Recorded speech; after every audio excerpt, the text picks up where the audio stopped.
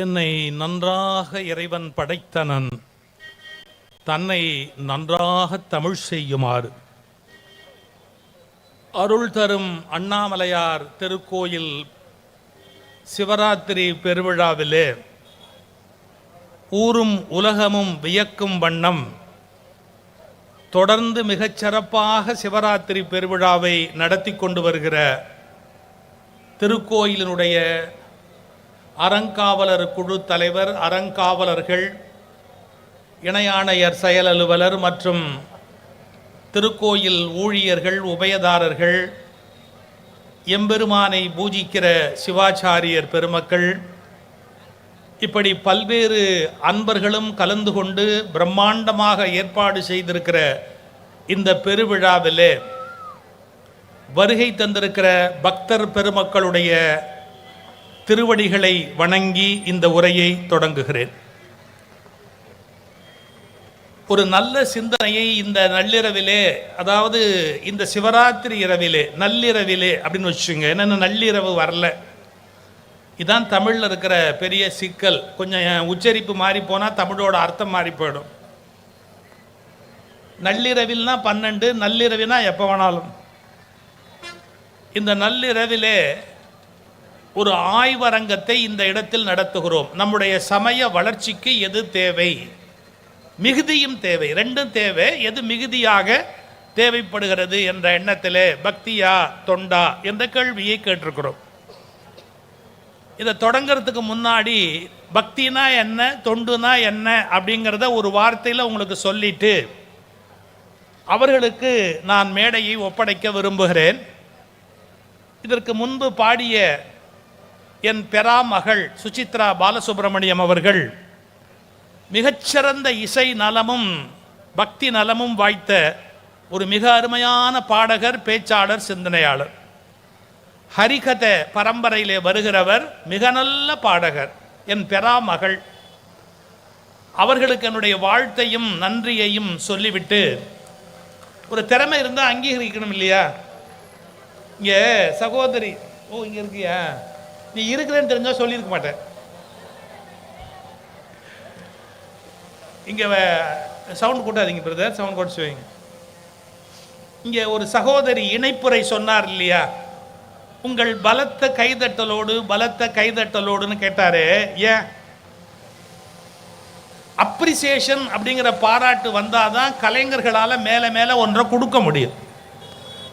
பாராட்டாமையே இருந்தால் எப்படி இருக்கும்? இப்போ பெண்கள் சமைச்சு பரிமாறு, இன்னும் இந்த ஊரில் பெண்கள் சமைக்கிறீங்கன்னு நம்புகிறேன். இல்லை, முன்னெல்லாம் குக் பண்ணி சாப்பிடுவாங்க, இப்போ புக் பண்ணி சாப்பிட்றாங்க. இல்லை, காலம் மாறி போச்சு. அப்படி சமைச்சு ரசம் அப்படி பரிமாறும்போது அந்த கணவன் அந்த ரசத்தை அப்படி வாங்கி, அமிர்தம் இல்லையா அப்படின்னு சொன்னால் மனைவிக்கு ஆசையாக இருக்கும். ராஜாராம் ஆசையாக பார்க்குறார், இதெல்லாம் நம்ம வாழ்க்கையில் நடந்திருக்க கூடாதா அப்படின்னு. சார், கணவன் அப்படி பாராட்டினா அந்த மனைவிக்கு வேலை செய்யணும்னு தோணும், இன்னும் செய்யணும் அப்படின்னு. சில பேர் எப்படி சாப்பிடுவான் தெரியுங்களா? இடிச்ச புளி மாதிரி உட்காந்துருப்பான். அவன் மனைவி நினைப்பா, அந்த புளியை கரைச்சி ரசம் வச்சதுக்கு இந்த புளியை கரைச்சே ரசம் வச்சிருக்கலாமே. இதுக்கு கூட கை தட்டுவாங்கங்க மற்ற ஊர்ல எல்லாம். ஏன்னா அதே இடிச்ச புளி உங்களுக்கு பொருந்திடும். அப்புறம் இடிச்ச புளியை கரைச்சி ரசம் வச்சது இவரை கரைச்சி ரசம் வச்சிருக்கலாமே, யோசிப்பாளா இல்லையா? அதனால மகிழ்ச்சியில பாராட்டணும். சார், இந்த வித்தை காட்டுறான் பார்த்தீங்களா, அதில் இத்தனோண்டு வளையத்துக்குள்ள நெருப்பு எரியுது. ஒரு பையன் ஓடி வந்து இப்படி பாஞ்சு டமன்னு முரசு அடிக்கிறான். அந்த பையன் ஓடி வரான், ஜனங்க கை தட்டுறாங்க, உள்ள போய் அந்தாண்ட போயிட்டான். அப்படியே இதை பார்த்து ஒருத்தர் அந்த பையனை கூப்பிட்டு, தம்பி எப்படிடா அது இத்தனோண்டு வளையத்துக்குள்ள பாயிறியடா, உனக்கு எவ்வளோடா சம்பளம் அப்படின்னு கேட்டான். எனக்கு 150 ரூபா சம்பளங்க, அதையும் இந்த படுபாவி கொடுக்க மாட்டாங்கன்னா முதலாளியை காமிச்சு. ஏய், நான் உனக்கு 1500 ரூபா தரேன், நான் சொல்ற வளையத்துக்குள்ள பாய்வியா அப்படின்னா. தாராளமா, ராத்திரி 10 மணிக்கு மேலே நான் சொல்ற இடத்துக்கு வாரினா போயிட்டான். ஊருக்கு ஒதுக்குப்புறமா ஒரு வீடு, இந்த எழிலரிசி அம்மாலாம் வீடு கட்டி வச்சிருக்கு, அது மாதிரி ஒரு வீடு ஊருக்கு ஒதுக்குப்புறமா. அந்த வீடு இன்னும் முடியலை. இல்லை, அதாவது இந்த சமையல் கட்டில் எக்ஸாஸ்ட் ஃபேன் ஒன்று போடுவோம் பார்த்தீங்களா, சில சமயம் அதெல்லாம் எலக்ட்ரீஷியன் வந்திருக்க மாட்டாங்க, போட்டிருக்க மாட்டாங்க. அது மட்டும் காலியா இருக்கு. இவன் சொன்னா, தம்பி ஒண்ணு இல்ல, இது பாரு, இந்த வளையத்துக்குள்ள உள்ள பூந்து உள்பக்கம் போய் வீட்டு தாப்பால திறந்து விடு, மற்றதெல்லாம் நான் பார்த்துக்கிறேன். அவன் என்ன ஐடியா இருக்கிறான்? கொள்ளை அடிக்கிற ஐடியாவுக்கு வந்திருக்கிறான். இந்த ரவுண்டு வழியா பூந்து உள்ள போய் தாப்பால திறந்து விடு, மற்றதை நான் பார்த்துக்கிறேன். அவன் இப்படி யோசிச்சுட்டு, எல்லாம் ரைட்டுங்க, கை தட்டுறதுக்கு ஒரு 50 பேரை கூட்டிட்டு வாங்க. தெரிஞ்சுக்கணும், சிரமமான காரியத்தை கூட இந்த உலகத்தில் எப்படி செய்யறாங்கன்னா, நமக்கு பாராட்டும் அங்கீகாரமும் கிடைக்கும்னா கஷ்டமான வேலையை கூட இந்த உலகத்தில் யாரும் செய்து முடித்து விடுவார்கள். அதனால யாரா இருந்தாலும் உடனே பாராட்டுங்க. ஒரு அம்மா மகனுக்கு சமைச்சு போட்டாங்க. மகன் சாப்பிட்டுட்டு எந்திரிச்சு அவசர அவசரமா வெளியில போறான், பைக்ல போகணும் அப்படின்னு போய் வாஷ் பேஸ்ல கை கழுவிக்கிட்டு இருந்தான். கிட்டக்க வந்து தோலை தொட்டுட்டு கேட்டாங்க, ஏன்டா தம்பி, நீ சமையல் நல்லா இல்ல, மோசமா இருக்குல்ல அப்படின்னா. இல்லையம்மா, நல்லா இருந்ததுமா. நீ என்னைக்கு மோசமா சமைச்சிருக்கிற? நல்லா இருந்ததேம்மா, நீ பிரமாதமான குக்காச்சே. அந்த அம்மா ஒரே ஒரு வார்த்தை சொன்னாங்க, அதெல்லாம் சரி, இது வரைக்கும் நீ சொன்னதே இல்லையேடா, ஒரு நாள் கூட சொன்னதே இல்லையேடா, அம்மாக்கு எப்படிடா தெரியும் அப்படின்னு. அமெரிக்கால பின்னால் அந்த தொழிலதிபரா வந்தான். மிகப்பெரிய நிறுவனத்தினுடைய அதிகாரியா வரும்போது அவனை கேட்கிறாங்க, உன் வெற்றியின் ரகசியம் என்ன அப்படின்னு. என் தாயிடம் இருந்து கற்றுக்கொண்டேன், யார் நல்லது செய்தாலும் பாராட்டினால் நம்முடைய நிறுவனம் வளரும் என்ற ரகசியத்தை என் தாயிடத்திலிருந்து கற்றுக்கொண்டேன். நீங்க கார்ல போறீங்களா, டிரைவரை பாராட்டணும். நின்று ஒரு போலீஸ் ஒரு அருமையான வேலை செய்யறாரா, தேங்க்யூ பிரதர், அருமையா செய்யறீங்க. ஒரு பெருக்கிறவங்க இந்த நல்ல கிளீனா பெருக்கிறாங்களா, அருமையா பெருக்கிறீங்க, நீங்க நல்லா இருங்க அப்படி. இந்த உலகத்தில் யாரா இருந்தாலும் உங்களை மனமாற நம்ம வாழ்த்தி பாராட்டினா நாமும் வெற்றி பெறலாம், இந்த உலகமும் வெற்றி பெறும் என்ற ரகசியத்தை தயவு செய்து புரிந்து கொள்ளுங்கள். இது இந்த விழா முடிகிற வரைக்கும் நீங்க கைதட்டுறதுக்காக நான் போட்டிருக்கிற 300. அது இன்னொன்று இருக்கு, கைதட்டிக்கிட்டே இருந்தா தூக்கம் வராது, இல்லாட்டி நடுநடுவில் வந்துடும் இல்லை, அதுக்காக இப்ப தள்ளி வச்சிருங்க. பக்தி என்ற சொல்லுக்கு என்ன பொருள் அப்படின்னு கேட்டா, இறைவன் மீது அன்பு செலுத்துவதற்கு பக்தி அப்படின்னு பேர். பக்திங்கிறது கொஞ்சம் வடமொழி, ஆனா தமிழ்ல அதுக்கு காதல் அப்படின்னு பேர். எஸ் சார், காதல்னா கொச்சை இல்லையான்னா, அதான் அப்படிதான் பேசி கெடுத்துட்டாங்க. ஞானசம்பந்தர் பெருமான் காதலாகி கசிந்து கண்ணீர் மல்கி அப்படின்னு பேசுறார். அதனால காதல்ங்கிறது மட்டமான வார்த்தை இல்லை, முதல்ல தெரிஞ்சுக்கங்க. இறைவன் மீது நாம் செலுத்துகிற அன்புக்கும் காதல்னு தான் பேர். இப்ப இந்த அன்பு உலகத்துல இறைவன் மீது ஏன் செலுத்தணும் அப்படின்னு கேட்டா, நான் ரொம்ப ஆழமா பக்தியை பத்தி பேச முடியாது, ஒரு சின்ன முன்னுரை மட்டும் சொல்றேன். உலகத்திலேயே கஷ்டமான காரியம் என்ன அப்படின்னு கேட்டா, உங்க மனசை நீங்க ஜெயிக்கிறது, உங்க மனசை கண்ட்ரோலுக்கு கொண்டு வர்றது, உங்க மனசை உங்க பிடிமானத்துக்குள்ள வச்சுக்கிறது. அது இஷ்டத்துக்கு ஓடும், அது பாட்டுக்கு. சார், அமெரிக்கா மனித இருக்கு, குரங்குகளை ட்ரெயின் பண்ணுவாங்க சார். ஹோட்டல் வெயிட்டரா வேலை பார்க்கும், கார்டு எடுத்துட்டு வந்து கொடுக்கும். நீங்க இப்படி 7ஆம் நம்பர் அப்படின்னு காமிச்சீங்கன்னா சாப்பாடு கொண்டாந்து சர்வ் பண்ணும். அதை வெயிட்டரா வச்சுக்கிறதுல கேட்காது. மனித குரங்குகளை ஒரு ஜூல இருந்தது, அதை ஒரு ஜூல இருந்து இன்னொரு ஜூக்கு மாத்தினாங்க கம்ப்ளீட்டா. அதை ஒரு ஜூல இருந்து இன்னொரு ஜூக்கு மாத்தின போது கூட 2 செக்யூரிட்டியை போட்டு ஒரு விமானத்தில் ஏற்றி, ஒரு 16-17 பேர் உட்கார்ற விமானம், அந்த விமானத்தில் ஏற்றி அதை அடுத்த ஊருக்கு அனுப்பும் போது அந்த விமானம் ஆக்சிடென்ட் ஆயிடுச்சு, விபத்துக்காகி கீழே விழுந்து எல்லாம் செத்து விட்டார். ஆனா ஆச்சரியத்தில் ஆச்சரியம் என்னன்னு கேட்டா, இந்த குரங்கு மட்டும் தப்பிச்சிருச்சு. அத்தனை பேரும் செத்து போயிட்டான், இந்த மனுஷ குரங்கு தப்பிச்சிருச்சு. அது எதை பிடிச்சி தொங்குச்சோ தெரியல, அது மட்டும் சாகவே இல்லை, தப்பிச்சிருச்சு. அதை விசாரிக்கிறவன் அதை வச்சு விசாரிக்கிறான், எப்படி விபத்து நடந்தது அப்படின்னு. உடனே அந்த குரங்கு உட்காத்தி வச்சுக்கிட்டு அந்த ட்ரெயினர் கேட்டான், எத்தனை மணிக்கு விபத்து நடந்தது, டைம் எத்தனை மணிக்கு நடந்தது அப்படின்னா. வெடுக்குன்னு அவன் வாட்சை பிடுங்கி டைம் அப்படி செட் பண்ணி காமிச்சு அவங்ககிட்ட காமிச்சது, இதான் அந்த விபத்து நடந்த டைம். உடனே அவன் கேட்டான், மணி 8க்கு நடந்ததா விபத்துன்னா. நான் சொல்றப்ப அது சொல்ற மாதிரியே இருக்குல்ல நினைச்சேன் அப்படின்னு. அடுத்த கேள்வி கேட்டான், விபத்து நடந்தது, விபத்து நடந்த போது உனக்கு 2 செக்யூரிட்டி போட்டிருந்தமே, என்ன பண்ணிட்டு இருந்தாங்க அப்படின்னு கேட்டான். பெருவாரியா செக்யூரிட்டியோட வேலையே அதுதான். அடுத்த கேள்வி கேட்டா, அது சரி, ஆக்சிடென்ட் நடந்தது, அதுக்கு முன்னாடி பைலட், அந்த விமானத்தை ஓட்டுற பைலட் என்ன பண்ணிக்கிட்டு இருந்தாரு அப்படின்னு கேட்டா, அது சொல்லிச்சு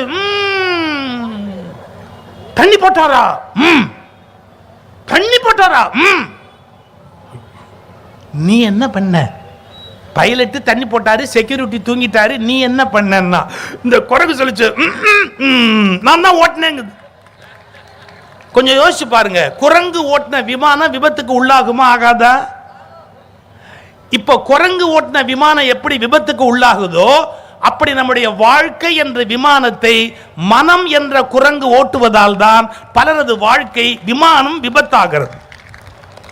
இந்த மனசை நீங்க கண்ட்ரோல் கொண்டு வர, குரங்கை எங்கேயாவது கண்ட்ரோல் கொண்டு வர முடியுமா? குரங்கை எங்கேயாவது கண்ட்ரோல் கொண்டாந்துட முடியுமா உலகத்தில்? முடியவே முடியாது. ஒரு பிஹெச்டி பண்ற பேராசிரியர் குரங்கை வச்சு ரிசர்ச் பண்ணணும்னு கஷ்டப்பட்டு ஒரு குரங்கை பிடிச்சி ஒரு ரூம்குள்ள தள்ளி கதவை சாத்திட்டு அது உள்ளுக்குள்ள என்ன பண்ணுதுன்னு பார்ப்போம்னு சாவி துவாரத்து வழியா வச்சு இப்படி பார்த்துக்கிட்டு இருந்தார் அந்த குரங்கை என்ன பண்ணுதுன்னு. இவருக்கு ஒரே ஷாக் ஆகி போச்சு. அந்த பக்கத்துல இருந்து இவர் என்ன பண்றாருன்னு சாவி துவாரத்து வழியா அது பார்த்துக்கிட்டு இருந்தது. குரங்கு நீங்க என்ன செய்யும் ஏது பண்ணும்னு இந்த உலகத்துல சொல்ல முடியாது. இதான் குரங்கினுடைய இயல்பு. நம்முடைய மனம் குரங்கு போல அதை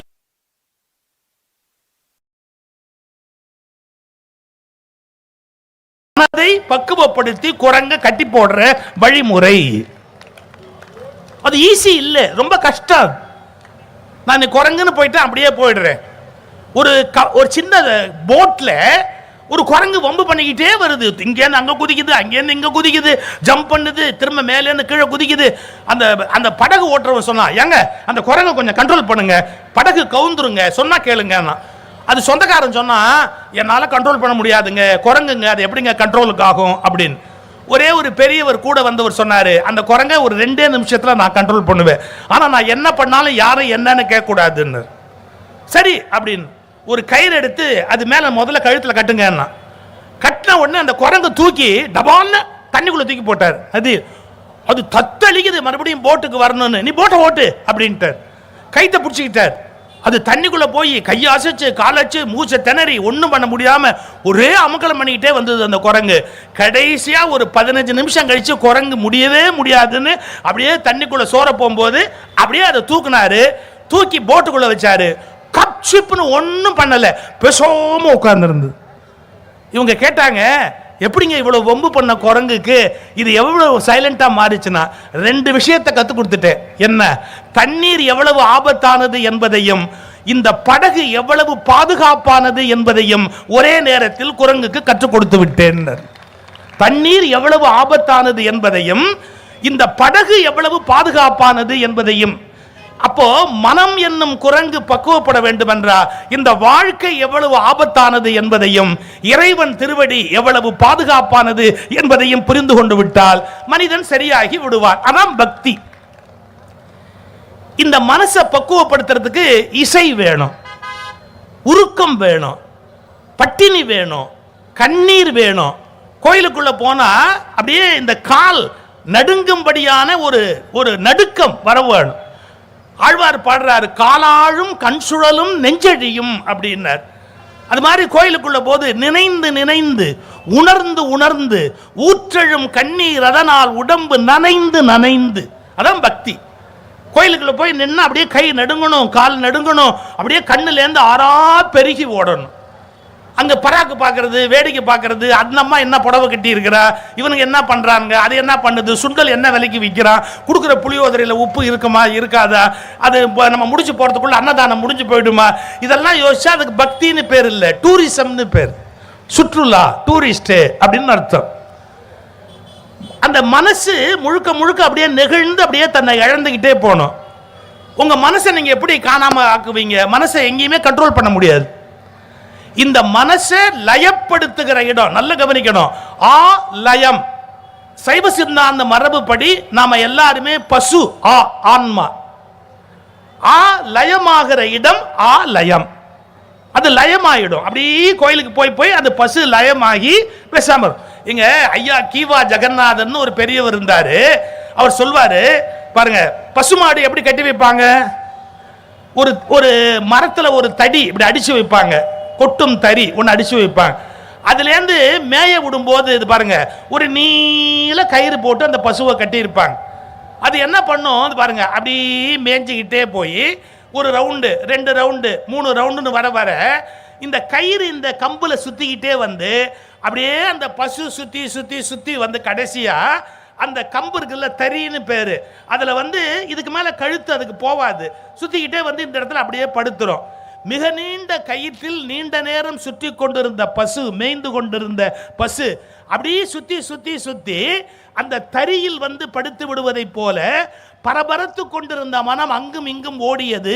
அண்ணாமலை என்ற தறிக்குள்ளே கட்டப்பட்டு கிரிவலம் சுற்றி சுற்றி சுற்றி சுற்றி வந்து இறைவாக கடைசியில் அதன் திருவடியில் படுத்து விடுகிறது. இதான் பக்திக்கு இலக்கணம். அதற்காகத்தான் கோயிலை சுத்தி வர்றது, மலையை சுத்தி வர்றது, இந்த பழக்கங்களை எல்லாம் ஏற்படுத்தினாங்க. அந்த பக்தி என்பது மனதை பக்குவப்படுத்துவதற்காக ஏற்படுத்தப்பட்ட ஒன்று. புரிஞ்சுக்கங்க. முன்னம் அவனுடைய நாமம் கேட்டாள், மூர்த்தி அவன் இருக்கும் வண்ணம் கேட்டாள், பின்னை அவனுடைய ஆரூர் கேட்டாள், பெயர்த்தும் அவனுக்கே பிச்சியானாள், அன்னையையும் அத்தனையும் அன்றே நீத்தாள், அகன்றிட்டாள் அகலிடத்தார் ஆசாரத்தை, தன்னை மறந்தாள் தன் நாமம் கெட்டாள், தலைப்பட்டாள் நங்கை தலைவன் தாளே. திருநாவுக்கரசருடைய வாக்கு. எப்படி ஒரு பெண்ணு காதலிச்சு கணவனுடைய அந்த காலடியில போய் சேர்றாளோ அது மாதிரி ஆன்மா தன் நாமம் கெட்டாள், தன்னோட பேர் கூட போயிடும். சாரி, என் மனைவிக்கு வெளியில எத்தனையோ அவங்க அப்பா பேர் வச்சிருப்பாரு, அவங்க வேடிக்கைக்கு சொல்லலை. அந்த காலத்தில் ஒரு பெரிய சினிமா பாடகி ஜிக்கின்னு இருந்தாங்க. அந்த ஜிக்கி பாட்டு எங்கள் மாமனாருக்கு பிடிக்கும், அது எங்கள் மாமியார் கண்டுக்கல, அது ரொம்ப முக்கியம். அந்த பாடகி பாட்டு எங்கள் மாமனாருக்கு ரொம்ப பிடிக்கும். என் மனைவி பிறந்த போது ஜிக்கின்னு பேர் வச்சார். இன்னைய வரைக்கும் நான் என் மனைவியை அந்த பேர் சொல்லி கூப்பிட்டதே இல்லை. என் மனைவி அவளுக்கு பள்ளிக்கூடத்தில் ஒரு பேர் வச்சாங்க, அப்புறமா அவளுக்கு விதவிதமான பேர், தாத்தா ஒரு பேர் வச்சாரு, பாட்டி ஒரு பேர் வச்சாங்க. கல்யாணம் ஆனதுலேருந்து அவளுக்கு ஒரே பேர் என்ன, மிஸ்ஸஸ் சுகி சிவம். ஏன்னா அவ ஒன்று கண்டுபிடிச்சிட்டா, மற்ற எந்த பேரையும் விட இந்த விசிட்டிங் கார்டு ரொம்ப பவர்ஃபுல்லாக இருக்குது. மிஸ்ஸஸ் சுகி சிவம்ங்கிற கார்டு இருக்குது, அது வந்து பேங்க் கார்டை விட பவர்ஃபுல். அது அவளுக்கு தெரியும். ரேஷன்றதுக்கு போனாலும் சரி, எங்கே போனாலும் மிஸ்ஸஸ் சுகி அம்மா வாங்கோ உட்காருங்கோ அப்படிமா. அது என்னோட சாமர்த்தியத்தில் வந்ததில்லை, நீங்க போட்ட பிச்சை. நீங்க போட்ட பிச்சை 50 வருஷமா என்னை வாழ வச்ச உங்க அண்ணாமலையார் உங்க மூலமா எனக்கு போட்ட பிச்சை. அது செல்வாக்கு இருக்கட்டும், அது ஒரு பக்கம். இப்போ என்னுடைய மனைவிக்கு எத்தனை பேர் இருந்தாலும் மிஸ்ஸஸ் சுகி சிவம்னு ஆன மாதிரி தன்னை மறந்தாள் தன்னாமும் கெட்டாள் தலைப்பட்டாள் நங்கை தலைவன் தாளே. இதான் பக்தி. அவங்களுடைய ஈகோ போயிடும், பெயர் போயிடும், எல்லாம் போயிடும். இறைவனுடைய ஒரு உயிராக அடியாராக இருப்பார்கள். இது பக்திக்கு இலக்கணம். தொண்டுங்கிறது திருக்கோயிலில் புல்லு வளரும், திருக்கோயிலில் களை இருக்கும், அதை எடுக்கணும். உழவார பணி அப்பர் பெருமான் கையில் வச்சிருப்பார் அந்த கோயிலை சுத்தம் பண்ணுறதுக்காக. ஒரு கோயிலுடைய கோபுரத்துக்கு பக்கத்தில் ஒரு அரச மரம் வளர்ந்துருக்கும். சார், வீட்டுக்கு ஒரு மரம் நடுவோம்னு சொன்னோம், அதை இன்னும் கொஞ்சம் ஜாஸ்தியாக்கி கோயிலுக்கு ஒரு மரம் நடுவோம்னு கோபுரத்திலேயா நட முடியும்? அதை க்ளீன் பண்ணணும், தொண்டர் படை வேணும். இவ்வளோ பெரிய திருவிழா நடக்குது அப்படின்னா கோயிலுக்கு உதவி செய்வதற்கு தொண்டர்கள் வேணும். இந்த மாதிரியான திருத்தொண்டர்கள் உலகத்துக்கு கோயிலுக்கு தேவை. ஒரு அருமையான பணிகளை எல்லாம் இந்து மதத்தினுடைய பெயரால் விவேகானந்தர் கனவு கண்டார். என்ன சொல்றாரு அவர்? அமெரிக்கா போயிட்டு வந்ததுக்கு அப்புறம், நான் ஒரு புதிய இந்தியாவை கட்டமைக்க விரும்புகிறேன், அதில் சேவையை தன்னுடைய லட்சியமாக கொண்ட பாரத புத்திரர்களை உற்பத்தி செய்ய விரும்புகிறேன்,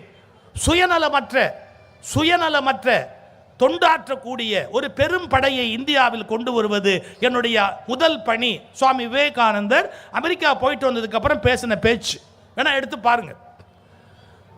ஏன் இது அவசியம் அப்படின்னு கேட்டீங்கன்னா, கோயிலில் நிறைய பணிகள், திருப்பணிகள் மக்களுக்கு நன்மையா. இப்போ தாகத்தில் இருந்தால் தண்ணி கொடுக்கணும், இங்கே வர்ற இடத்துல கூட்டம் ஜாஸ்தியாகி மூர்ச்சி ஆகிட்டா அவங்களுக்கு ஒரு ஆஸ்பத்திரி வேணும். இது மாதிரியான பணிவிடைகள் செய்கிற போது அந்த மதம் ஒரு பெரிய வளர்ச்சி அடையும். இந்த தொண்டு, அதுக்கு தமிழில் தொண்டுங்கிற சொல் எப்படி வந்து தெரியுங்களா?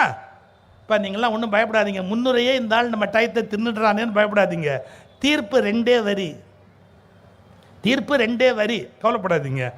ஏன்னா ஏற்கனவே நம்ம நாட்டில் ரொம்ப வரி போடுறாங்க, நான் எதுக்கு வரி போடணும் அப்படின்னு முடிவு பண்ணி தான் தீர்ப்பு 2 வரி. கவலைப்படாதீங்க, இது தீர்ப்புரையும் சேர்த்து தான் முன்னுரையிலே போகுது, கவலைப்படாது. 4 பேர் பதக்குன்னு நம்ம நேரம் போச்சு கரெக்டாக இன்னும் 1 மணி நேரத்தில் ஆள் வந்து இறக்கிடுவாங்களே, கவலையே படாது. என்னை போல நியாயம் வழங்கக்கூடிய நடுவர் நீங்கள் எங்கு தேடினாலும் கிடைக்க மாட்டார். பிறர் பங்கினை திருடுதல் வேண்டாம், இருக்கட்டும் சார். ஒரு புதிய இந்தியாவை கட்டமைக்க வேணும்னு சொன்னா தொண்டுங்கிற சொல்லுக்கு எப்படி பொருள் தெரியுங்களா சார்? 1000ன்ற வார்த்தை உங்களுக்கு தெரியும். 900னா என்ன அர்த்தம்? 1000 விட கூடவா குறைச்சலாது? குறைவு. 1000 900ன்னு போட்டானே, 900னா என்ன? சரி 100, அப்புறம் 900. என்ன தமிழ் பார்த்தீங்களா? தொல் அப்படின்னா வளைதல்னு பொருள். இப்போ 100ங்கிறது கொஞ்சம் வளைஞ்சதுன்னு வச்சுக்கோங்க. இந்த மதுரை பக்கம் மல்லி எடுக்கும்போது 100 கொஞ்சம் வளையும், பார்த்துருக்கீங்களா? 100 மல்லி எண்ணிட்டு இப்படி எண்ணும் போது இப்படி எண்ணுவாங்க, அப்புறம் இப்படி வளைச்சு அப்புறம் டக்குன்னு 400ன்னு கையில் கொடுப்பாங்க. 90 ஒரு 10 மல்லி அடிச்சுடுவாங்க அப்படியே அந்த பக்கமாக. அதே மாதிரி 100 என்பது கொஞ்சம் குறைஞ்சா 90, குனிஞ்சா. 1000 என்பது கொஞ்சம் வளைஞ்சா 900. அந்த தொல் வளைந்து ஒரு பணி செய்தல் தொண்டு அப்படின்ற வார்த்தை உருவாச்சு. அவங்க வந்து உடலை வளைத்து பிறருக்கு பணி செய்வதாலே அதற்கு தொண்டு என்ற சொல் உண்டாயிற்று.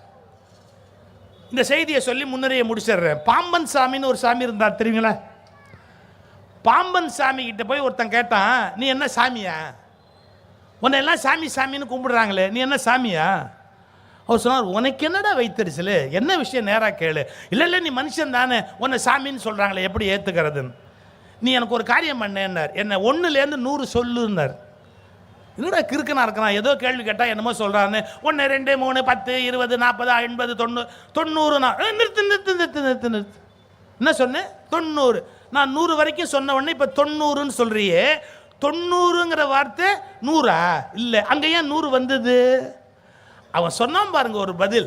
ஏங்க 100 ஒரு 10 தான் குறையுது, 100க்கு கிட்டத்தட்ட வந்துடுச்சு. கிட்டத்தட்ட 100 90ன்னா அதே மாதிரி தான்டா நாங்களும் கிட்டத்தட்ட சாமி, அதனால பாம்பன் சாமின்னு போடுறான். அதில் உனக்கு என்னடா நஷ்டம்னு.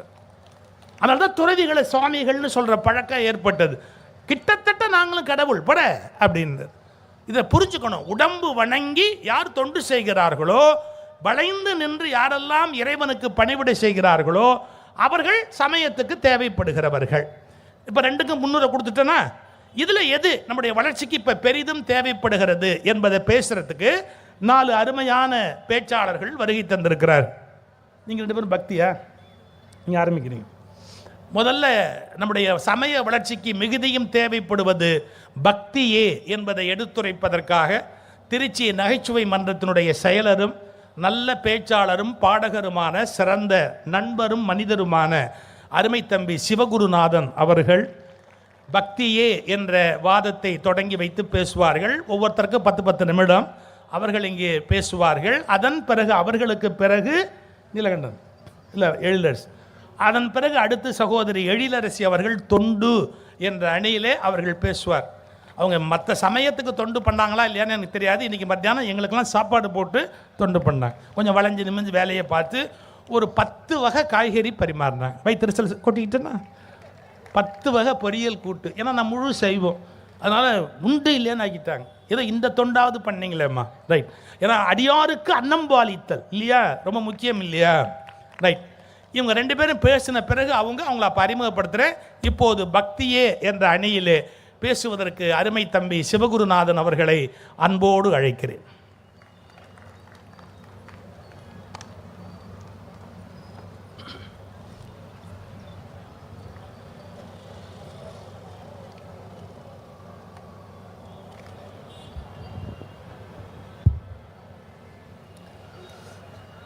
இந்த அருமையான ஒரு ஆய்வரங்கத்தின் அற்புதமான நடுவர் அவர்களே,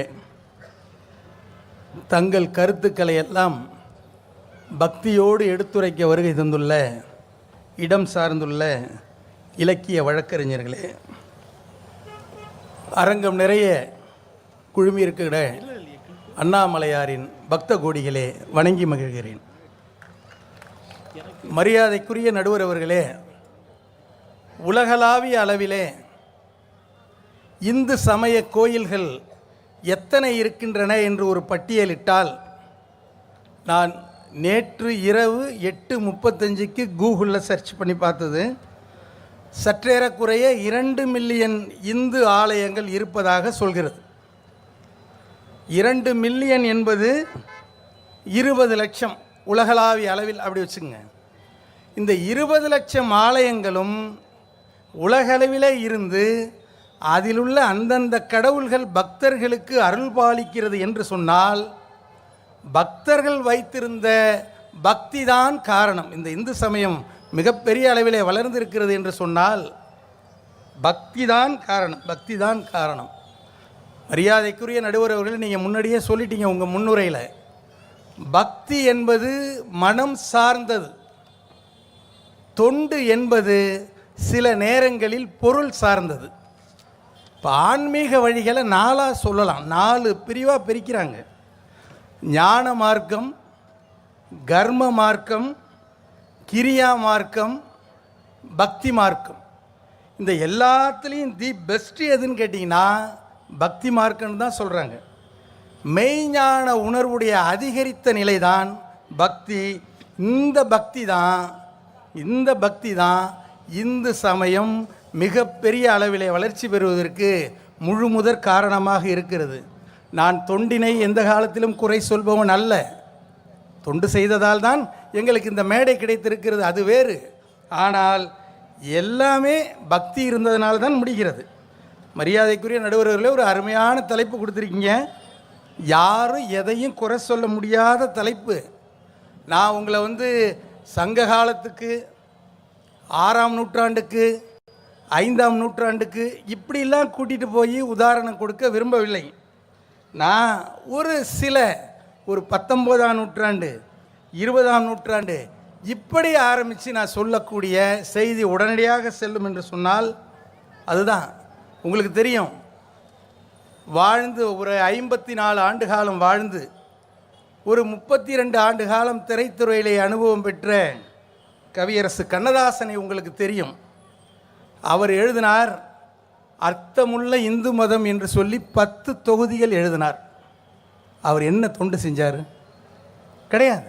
பக்தி தான் அவருக்கு ஏற்படக்கூடிய, எப்பப்பெல்லாம் கண்ணனை பற்றி, பரந்தாமனை பற்றி, புருஷோத்தனை பற்றி, இந்து சமயத்தில் உள்ள நல்லது சிறப்பு எல்லாவற்றையும் பற்றி எப்பொழுதெல்லாம் யோசனைகள் வருகிறதோ அப்போதெல்லாம் பதிவு செய்தார். அதனால தான் நமக்கு அர்த்தமுள்ள இந்து மதம், அர்த்தமுள்ள இந்து சமயம்ங்கிற 10 தொகுதி கிடைத்திருக்கிறது என்றால் அதற்கு பக்தி தான் காரணம். அவர்கிட்ட கேட்குறாங்க, கவியரசரை, எப்படி ஒரே நேரத்தில் நீங்கள் இதை மாதிரிலாம் எழுத முடியுது? உங்கள் கண்ணன், நீங்கள் நினைக்கின்ற புருஷோத்தமன், நீங்கள் எழுதுகின்ற பரந்தாமன், என்ன பண்ணா இப்படி எழுதி வச்சுருக்கீங்க? என்ன பண்ணா? அவங்க பரந்தாமன் எங்கே இருக்கான்னு ஒரு கேள்வி வச்சாங்க. அவர் என்ன சொன்னார்? பரந்தாமன் எங்கே இருக்குன்னு நான் கேள்வி கேட்குறேன், நான் சொல்கிறேன், குறிச்சிக்க. உலகம் முழுக்க இருக்கிறார். உலகம் முழுக்க இருக்கிறது இருக்கட்டியா, இந்தியாவில் எங்கே இருக்கார் சொல்லுன்னா, கண்ணதாசன் சொன்னார், கவியரசு கண்ணதாசன், குருவாயூர் தன்னில் அவன் தவழ்கின்ற கேரளா, ஒரு கொடியோடு மதுராவை ஆள்கின்றவன் டெல்லி, குருவாயூர் தன்னில் அவன் தவழ்கின்றவன், ஒரு கொடியோடு மதுராவை ஆள்கின்றவன், திருவேங்கடத்தில் அவன் அருள்கின்றவன், எங்கள் ஸ்ரீரங்கத்தில் பள்ளி கொள்கின்றவன். இங்கெல்லாம் இருக்கார் கடவுள்னார். அடேங்கப்பா, இங்கெல்லாம் இருக்காரா? அவர் என்னையா செஞ்சார்? அவர் பக்தியோடு அவ்வளோ சொல்கிறீங்களே, அவர் என்ன செஞ்சார்? பாஞ்சாலி புகழ் காக்க தன் கை கொடுத்தான், அன்று பாரத போர் முடிக்க சங்கை எடுத்தான். பாஞ்சாலி புகழ் காக்க தன் கை கொடுத்தான், அன்று பாரத போர் முடிக்க சங்கை எடுத்தான். அடுத்தது என்னையா செஞ்சாரு? பாண்டவர்க்கு உரிமையுள்ள பங்கை கொடுத்தான். எல்லாம் சரி, உங்களுக்கு என்ன செஞ்சாரு? உங்களை நம்மள பக்தர்களுக்கு என்ன செஞ்சாரு? கடைசியா சொன்னார், நாம் படிப்பதற்கு கீதை எனும் பாடம் கொடுத்தான். புல்லாங்குழல் கொடுத்த மூங்கில்களே, எங்கள் புருஷோத்தமன் புகழ் பாடுங்களே. இதுதான் கவியரசு கண்ணதாசன் வைத்திருந்த பக்தி. இந்த பக்தியால் தான் இந்த பாடல் கிடைக்கிறது. மரியாதைக்குரிய நடுவர் அவர்களே, பக்தி வைப்பதற்கு எந்த பாகுபாடும் கிடையாது. இனமோ ஜாதியோ எதுவுமே தடை கிடையாது. சிவகோசரியார் சிவன் மீது வைத்திருந்தது, சிவனுக்கு செய்தது தொண்டு என்றால், கண்ணப்ப நாயனார் சிவன் மீது வைத்திருந்தது அளப்பரிய பக்தி. அளப்பரிய பக்தி. நீங்கள் ஏற்கனவே சொல்லிவிட்டீர்கள் 10 நிமிடத்திற்குள் முடிக்க வேண்டும் என்று சொல்லி. பக்திக்கு ஒரு உதாரணம் சொல்லணும்னா, திருநின்ற ஊர்னு ஒரு ஊர் சென்னைக்கு அருகில். பூசலார்னு ஒருத்தர், அவருக்கு எப்போவுமே சிவன் தான், எப்போவுமே நெஞ்சில் சிவன் தான். கோயில் கட்டணும்னு ஒரு ஆசைப்பட்டாரியா, சிவனுக்கு ஒரு கோயில் கட்டணும்னு. அந்த காலத்தில் இது மாதிரி இந்து சமய அறநிலை ஆட்சித்துறையெல்லாம் இல்லை. இருந்திருந்தால் அங்கே போய் ஒரு மனு கொடுத்துருப்பாரு, கோயில் கட்டியிருப்பாங்க. போய் 4 பேர்கிட்ட டொனேஷன் கேட்குறாரு, வாய்ப்பு இல்லை ராஜான்ட்டாங்க. உடனே என்ன பண்ணார், என்னுடைய சிவனுக்கா நீ வந்து பணம் இல்லைன்னு சொல்கிற, நான் கட்டுறேன்டா கோயிலை சிவனுக்குன்னு சொல்லி அவருடைய பக்தியால், அவருடைய பக்தி நெறியால் நெஞ்சில் கட்டினாரியா கோயிலை. மனசுக்குள்ளாரையே ஒரு இடம் வாங்குறார், மனசுக்குள்ளாரையே அஸ்திவாரம் போடுறார், கருங்கல்லாலான கோபுரத்தை கட்டுறார், விமானம் கட்டுறார், கலசம் வைக்கிறார், காம்பவுண்டு கட்டுறார், நந்தவனம் கட்டுறார், எல்லாம் செய்கிறார். எல்லாம் செஞ்சு முடித்ததுக்கப்புறம் கும்பாபிஷேகத்துக்கு குடமுழுக்குக்கு நாள் குறிக்கிறார். நல்லா, இதுதான் பக்திங்கிறது. அதே நேரத்தில் இவர் எந்த நாள் குறித்திருக்கிறாரோ அதே நேரத்தில் பல்லவ மன்னன் காஞ்சிபுரத்தில் ஒரு உண்மையான கோயில் கட்டியிருக்கான். இந்த உண்மையான கோயில் கட்டி அந்த கோயிலுக்கு குடமுழுக்குனாலும் பூசலார் கட்டிய குடமுழுக்குனாலும் ஒரே நாளில் வருது. முதல் நாள் இரவு எல்லா ஏற்பாடும் இதை மாதிரி நடந்துருச்சு. முதல் நாள் இரவு அந்த மன்னனுடைய கனவில் சிவன் வர்றார். என்ன சொல்கிறாரு, நின்ற ஊர் பூசலன்பன், திருநின்ற ஊரில் பூசலன்பன் நெடுதினால் செய்த நன்மை மிக்க ஆலயத்துள் நாளை நாம் புகுவோம். நாளைக்கு நான் திருநின்ற ஊரில் போய் பூசலார்னு ஒரு ஆள் கோயில் கட்டியிருக்கான், அந்த கோயிலில் அருள் பாலிக்கிறதுக்கு நாங்கள் போகிறேன். நாளை நீ இங்கு செய்ய துணிந்த தாபனத்தினை நாளைய தினத்தில் செய்யாது இன்னொரு நாளில் செய்வாயாக அப்படின்னு கனவுல சொல்லிட்டு சிவன் மறைஞ்சிடுறார். மன்னன் அதிர்ச்சி ஆகிறான். எப்பட்றா இது, என்கிட்ட வந்து அப்ரூவல் வாங்கலை, என்கிட்ட வந்து என்ஓசி வாங்கலை, எனக்கு தெரியாமல் கோயில் கட்டினது யார்? நேராக போகிறார். மறுநாள் காலையில் திருநின்ற ஊரில் போய், இங்கே யார் மன்னர் வராருன்னொன்னே ஊர் எப்படி திரண்டு நிற்கும், எல்லாம் நின்றுச்சு. இங்கே யார் பூசலாருங்கிறது யாருன்னு கேட்டார். யாருமே சொல்லலை. அப்படி யாரும் இல்லையா, இந்த ஊரில் ஒரு கோயில் கட்டி இன்றைக்கி கும்பாபிஷேகம்னு கேள்விப்பட்டையா, சாமி என் கனவுல சொன்னது. அப்படிலாம் யாரும் இல்லைங்க, ஒரே ஒருத்தர் இருக்கார் பூசலாருன்னு, டெய்லி கோயிலுக்கு போவார், அபிஷேகம் பண்ணுவார், சாமியை கும்பிடுவார், வருவார்னு. அவரை போய் ஆளை கூட்டிகிட்டு வான்னு சொன்னோன்னு அப்படி வராரு. நடுநடுங்கி போய் அப்போ தான் மார்ச் எல்லாரையும் அணிவகுப்பு மரியாதை செய்து யார் பூசலாருன்னா வந்து நிற்கிறாரு.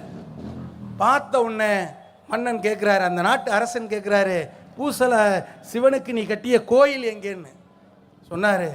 நான் எங்கேயும் கோயில் கட்டலையா, இந்த என் நெஞ்சில் இருக்கியா அந்த கோயில், என்னுடைய இதயத்தில் நான் கட்டினேன்னு சொன்ன உடனே தன்னுடைய மாலை, கழுத்தில் இணைந்திருந்த மாலை தரையில் படுமாறு அந்த மன்னன் விழுந்து பூசலாரை நோக்கி வணக்கத்தை சொல்லி விடைபெற்று சென்றான் என்று சொன்னால், இது போன்ற பக்தியாளர்கள், இது போன்ற பக்தி நெறியில் இருந்தவர்களால் தான் இந்த சைவ சமயம் மிகச்சிறப்பான முறையிலே வளர்ந்து கொண்டிருக்கிறது, வளரும். நிச்சயமாக எதிர்காலத்தில் அந்த நிலையில் சென்று கொண்டே இருக்கும் என்று சொல்லி நல்ல வாய்ப்புக்கு நன்றி பாராட்டி விடைபெறுகிறேன். நன்றி, வணக்கம்.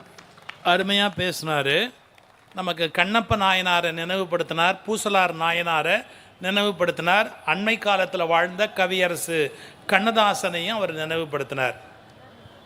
அதாவது பக்திங்கிறதுக்கு கண்ணப்பனை விட ஒரு அளவுகோல் கிடையாதுங்க கண்ணப்ப நாயனார். ஏன்னா அவனுடைய அன்பு எப்பேற்பட்டதுன்னு சிவபெருமான் சொல்கிறாரு.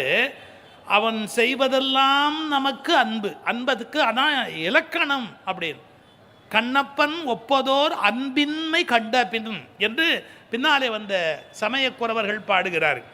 நீங்கள் யோசிச்சு பார்க்கணும் என்ன காரணம் அப்படின்னா, அவனுடைய அன்பு அப்படிப்பட்ட ஒரு அன்பு. சார் நாமெல்லாம் கோயிலுக்கு போவோம், கோயிலுக்கு திருவண்ணாமலைக்கு வர்றவங்க அவங்க ஊர்லேருந்து கோயம்புத்தூர்லேருந்து வர்றாங்கன்னா வழியில் சாப்பிட்றதுக்கு நமக்கு ஏற்பாடு பண்ணிக்குவோம். கரெக்டாக எங்கே காஃபி சாப்பிட்லாம், எங்கே டிஃபன் சாப்பிட்லாம், இதெல்லாம் சாப்பிடாதவங்க புளியோதரை பொங்கல் இன்னும் என்னென்ன உண்டோ எல்லாம் ஏற்றி சிப்ஸு அதெல்லாம் வாங்கி வண்டியில் ஏற்றிக்கிட்டு நாம் எப்படி சாப்பிட்லான்னு பிளான் பண்ணி வருவோம். ஒருத்தராவது அண்ணாமலையார் சாப்பிட்டாரான்னு கேட்போமா? அவருக்கு என்ன சாப்பாடு போட்டாங்க அப்படின்னு கேட்போமா? ஐயோ அவர் சாப்பிடலையா அப்படின்னு கேட்போமா? இது பாருங்க, கண்ணப்ப நாயனார் நுழையிறாரு, சிவபெருமானை பார்த்து ஒரு வார்த்தை சொன்னார். என்ன? அந்தோ இளைத்தனர் நாயனார்னார். சாப்பிடாம இழைச்சி போயிட்டாரு. யாருன்னா உங்களுக்கு யாருக்காவது இழைச்சி போன கடவுளை பார்த்தா இழைச்சி போனதா தெரியுமா? நிஜமாவே பழனியில் முருகன் இழைச்சி போயிட்டாரு. அதுவே நம்ம இந்துக்களுக்கு தெரியல.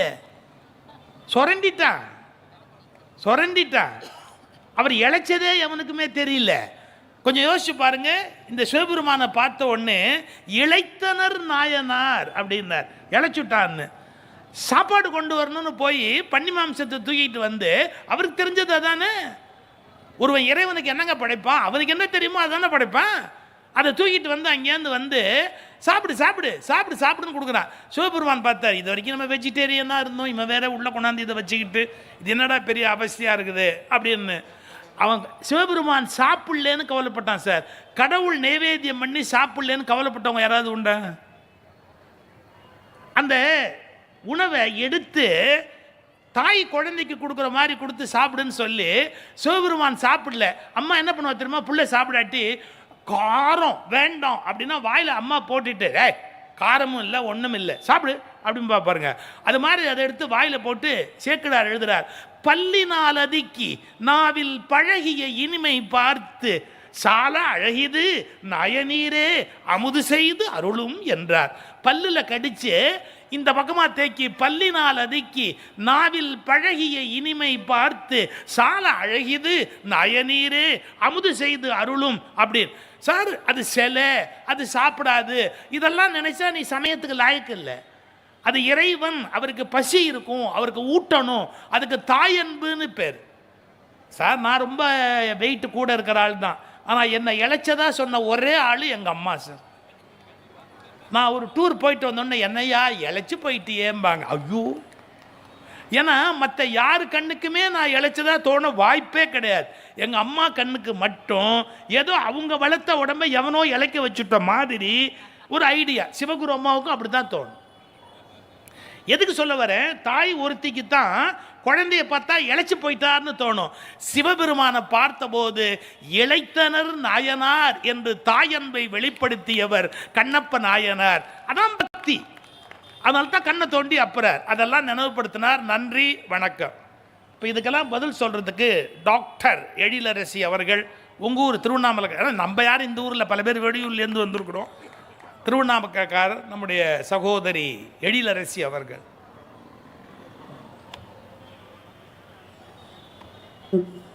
கண்டங்கரிய மலை, கண்மூன்று உடைய மலை, அண்டரெல்லாம் போற்றுதற்கு அரிய மலை, நாளும் தொழுவோர் எழு பிறப்பை மாற்றுமலை, அண்ணாமலை என்ற இந்த திரு அண்ணாமலையாரை வணங்கி உலகம் போற்றும் நாவரசர், பேச்சுலகின் பேரரசர், வயதில் என்றுமே இவர் இளவரசர், எங்களின் சொல்வேந்தர் கலைமாமணி ஐயா அவர்களே, சமய வளர்ச்சிக்கு மிகவும் தற்போதைய தேவையாக நான் பார்ப்பது பக்தியா தொண்டாங்கிற அந்த தலைப்பே இப்போதைக்கு மிக மிக தேவை. ஆனால் எங்களுடைய அருமை அண்ணன் பேரே சிவபெருமானை நினைவுபடுத்தியிருக்கிறார், சிவகுருநாதன் அண்ணன். ரொம்ப அழகாக பேசியிருக்கிறார், பக்தி தான் வளர்க்கும்னு. இந்த அணியில் ஒரு சிவபெருமான் இருந்தால் எங்கள் அணியில் மட்டும் இல்லையா? அடுத்து எங்கள் அண்ணன் நீலகண்டன் வர்றார்.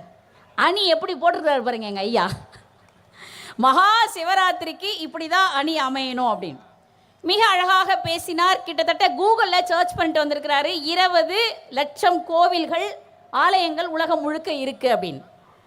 அந்த 20 லட்சம் ஆலயங்களுக்கும் நாம் சென்று தரிசனம் செய்தால் நமக்கு என்ன பலன் கிடைக்குமோ அதை இந்த திருவண்ணாமலைக்கு உங்களால் வர முடியாவிட்டாலும் இருந்த இடத்திலே இருந்து நினைத்தாலே முக்தி தரும் திருத்தலம் எங்கள் திரு அண்ணாமலை. பக்தி வேண்டும் தான், பக்தியோடு தான் இப்போது நாம் கிரிவலம் வர இல்லைன்னு சொல்லலைங்க. பக்திக்கும் தொண்டுக்கும் கிட்டத்தட்ட பார்க்கறதுக்கு ஒரே மாதிரி இருக்கும், ஆனால் வேறங்க. இப்போ ஒரே ஒரு வாசகம் தான் தமிழில், ஆனால் வெவ்வேறான உணர்வுகளை தரும். ஏங்க உங்ககிட்ட கொஞ்சம் பேசணும் அப்படின்னு காதலி சொன்னா இனிக்கும், மனைவி சொன்னா வைத்த கலக்கும். என்ன சொல்ல போறாளோ, ஏமா உனக்கு சுகர் இருக்கு அப்படின்னு ரேஷன் கடைக்காரர் சொன்னார்னா சந்தோஷமா இருக்கும். இதுவே டாக்டர் சொன்னார்னா கசக்கும். வாசகம் என்ன ஒண்ணுதாங்க, ஆனா உணர்வுகள் வேற. நீங்க பக்தி வேற, தொண்டு வேறங்க. எங்களுடைய ஐயாவை நீங்க எப்போதும் எங்க நடுவர் ஐயாவை காவி உடையில பாக்குறீங்க. அவர் ஒரு நல்ல பக்திமான், அது உங்கள் எல்லோருக்கும் தெரியும். கூட பயணிக்கிற எங்களுக்குத்தான் தெரியும் அவர் எவ்வளவு பெரிய தொண்டுள்ளம் படைத்தவர் என்பது எங்களுக்குத்தான் தெரியும். நீங்க பக்தி இருக்கிறதே அது சுயநலம் சார்ந்தது, அது உங்களை மட்டும் கடவுள்கிட்ட கொண்டு போகும். ஆனால் தொண்டு அப்படி கிடையாதுங்க. தொண்டு என்பது பல பேரை குறித்த ஒரு பொது நலம் குறித்த விஷயம். சுயநலமாக பேசுகிறவர்கள் இந்த அணியினர், பொது நலமாக பேசுவதற்காக நாங்கள் அந்த அணியிலிருந்து வந்திருக்கிறோம், அவ்வளவுதான். நான் நம்பிட்டேன். ஐயா ஒன்றும் இல்லை, ரொம்ப அழகாக கண்ணதாசனை எங்கள் அண்ணன் தொட்டு காமிச்சார். அவர் மிகப்பெரிய கண்ணனுடைய தாசன், அதனால் தான் முத்தையாங்கிற பெயரையே கண்ணதாசன் என்று மாற்றிக்கொண்டார். ஆனால் கண்ணனை விரும்புகிறவர் அவர் பக்தியோடு மட்டும் இருந்து விட்டிருந்தால் இன்றைக்கு நாம் கண்ணதாசனை பேசியிருக்க மாட்டோம். ஆனால் அவர் அர்த்தமுள்ள இந்து மதம் என்று 10 தொகுதிகளை இந்த மண்ணிற்கு தொண்டாக தந்த காரணத்தினால் தான் இன்றைக்கு நாம் கண்ணதாசனை பேசிக் கொண்டிருக்கிறோம். இப்போ நாம் உட்கார்ந்துருக்கிற எல்லாருமே பக்தியை தாண்டி தொண்டு செஞ்சுட்டு இருக்கிறோங்க. இப்போ நாங்களும் நீங்களும் செய்கிற பெரிய தொண்டு என்ன தெரியுங்களா? தமிழ் தொண்டு இப்போது நாம் செஞ்சிட்டு இருக்கிறோம். உலகத்தில் அவரவர் பேசுகிற மொழி அவரவருக்கு தாய்மொழி. உலகத்தில் அவரவர் பேசுகிற மொழி அவரவருக்கு தாய்மொழி. உலக மொழிகளுக்கெல்லாம் தாயாக தகுதி படைத்த ஒரே மொழி தமிழ் மொழி. அந்த தமிழ் மொழியை நாங்களும் செய்கிறோம் தொண்டு. இப்போ நீங்களும் தொண்டு உள்ளவத்தோடு உட்காந்து கேட்குறீங்க, நாம மட்டும் செய்யலைங்க. இன்றைக்கு நாம் படிக்கிறோமே பெரிய புராணம், அதுக்கு பெரிய புராணத்துக்கே தொண்டர் புராணம் தான் பேர்.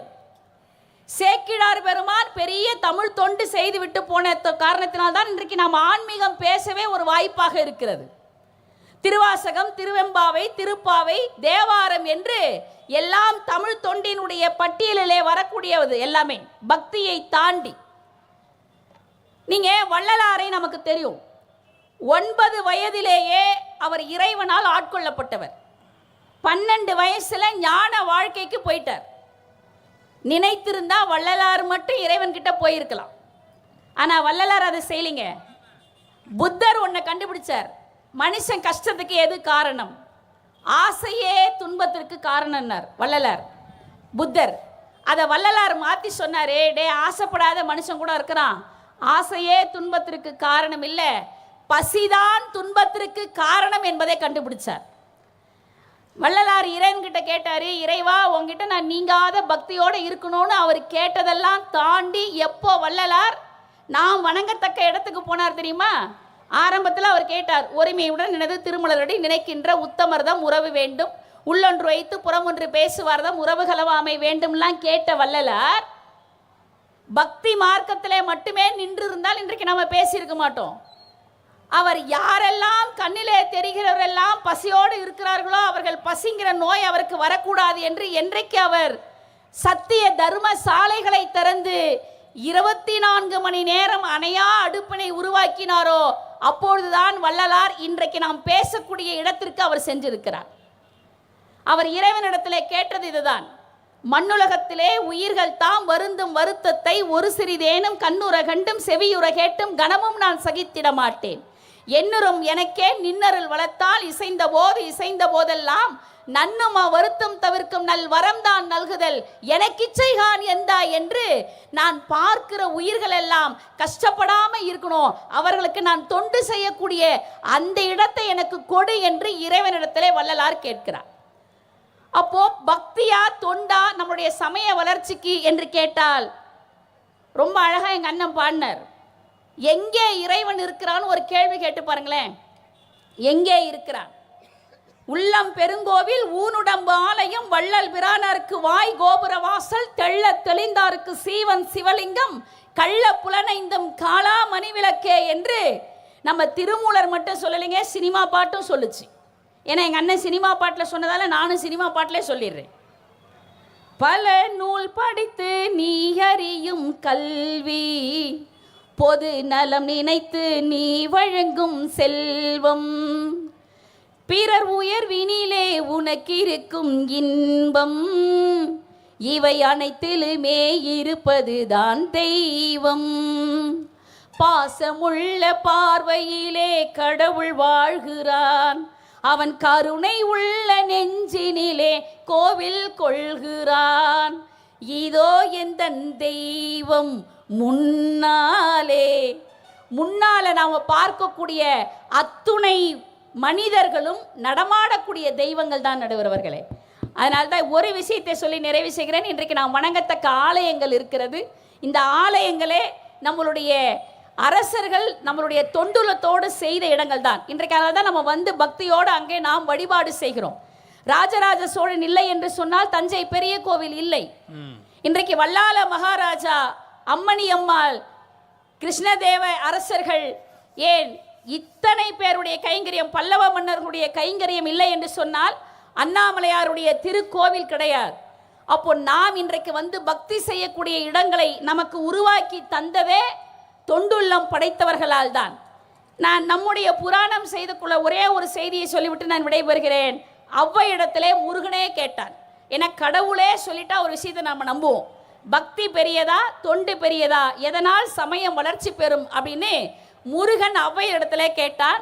உலகத்திலே பெரியது எது, யார் பெரியவங்க அப்படின்னு முருகன் கேட்டார். தமிழ் கடவுள் கேட்டார். ஔவையார் பதில் சொன்னார். அதை இந்த ஔவையார் சொல்லிட்டு போயிடுறேங்க. இல்லை, அந்த ஔவையார் சொன்னதை இந்த ஔவையார் சொல்லிட்டு போயிடுறேன். பெரியது கேட்கின் எரிதவள் வேலோய் பெரிது பெரிது புவனம் பெரிது. புவனமோ நான்முகன் படைப்பு, நான்முகனோ கரியமால் உந்தியில் பிறந்தோன், கரியமாலோ அலைகடல் துயின்றோன், அலைகடலோ குருமுனியின் கலசத்தில் அடக்கம், குருமுனியோ கலசத்தில் பிறந்தோன், கலசமோ புவியில் சிறுமன், புவியோ அரவினுக்கு ஒரு கல் பாரம், அறவோ உமையவளுக்கு சிறுவிரல் மோதிரம், உமையவளோ இறைவர் பாகத்து ஒடுக்கம், அந்த இறைவனே தொண்டர் உள்ளத்து ஒடுக்கம் என்று ஔவை பெருமாட்டி சொன்னது 100க்கு 100 உண்மை என்கிற காரணத்தினால் மலை சுற்றி வரக்கூடிய கிரிவலம் வரக்கூடிய இந்த மகா சிவராத்திரியில பக்தியோடு வரக்கூடியவர்களுக்கு அன்னதானமும் தண்ணீரும் வழங்கக்கூடிய அந்த தொண்டுள்ளம் தான் நம் சமய வளர்ச்சிக்கு அரிதிடும் என்று சொல்லி நல்ல வாய்ப்புக்கு நன்றி பாராட்டி விடைபெறுகிறேன். நன்றி, வணக்கம். தொண்டு என்பது பக்தர்களுக்கு தேவையான பணிகளை செய்து கொடுத்தல். இப்போ திருவண்ணாமலை எங்கே திரும்பினாலும் அன்னதானம் ரொம்ப பிரமாதமாக நடக்கிறது. அது மாதிரி பணிகள் மட்டுமல்ல, வள்ளற் பெருமான் எல்லா உயிர்களும் பசியின்றி இருக்க வேண்டும் என்று கனவு கண்டார்கள்.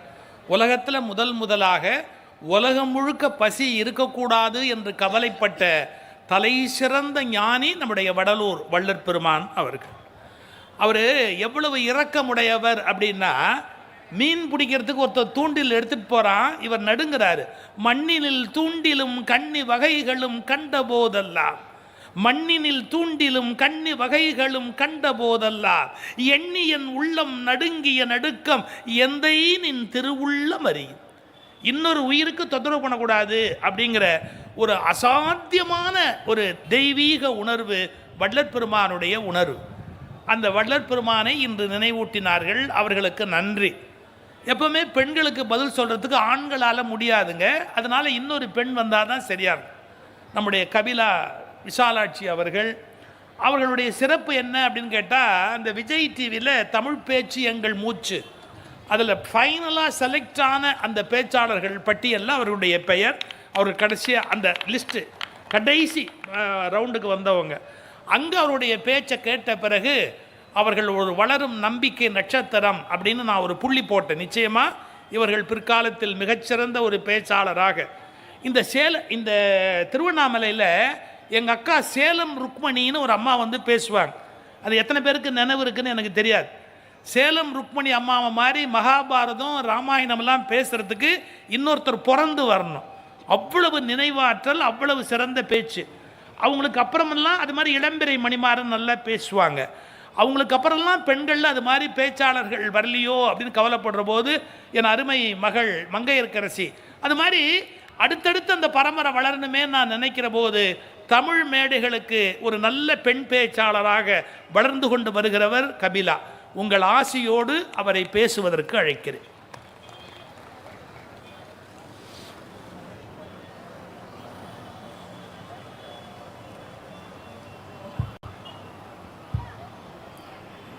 போற்றுதலுக்கும் பாராட்டுதலுக்கும் உரிய நடுவர் அவர்களே, அவையிலே இருக்கின்ற ஆன்றோர் பெருமக்களே, உங்கள் அத்துணை பேருக்கும் என் மிக பணிவான வணக்கங்கள்.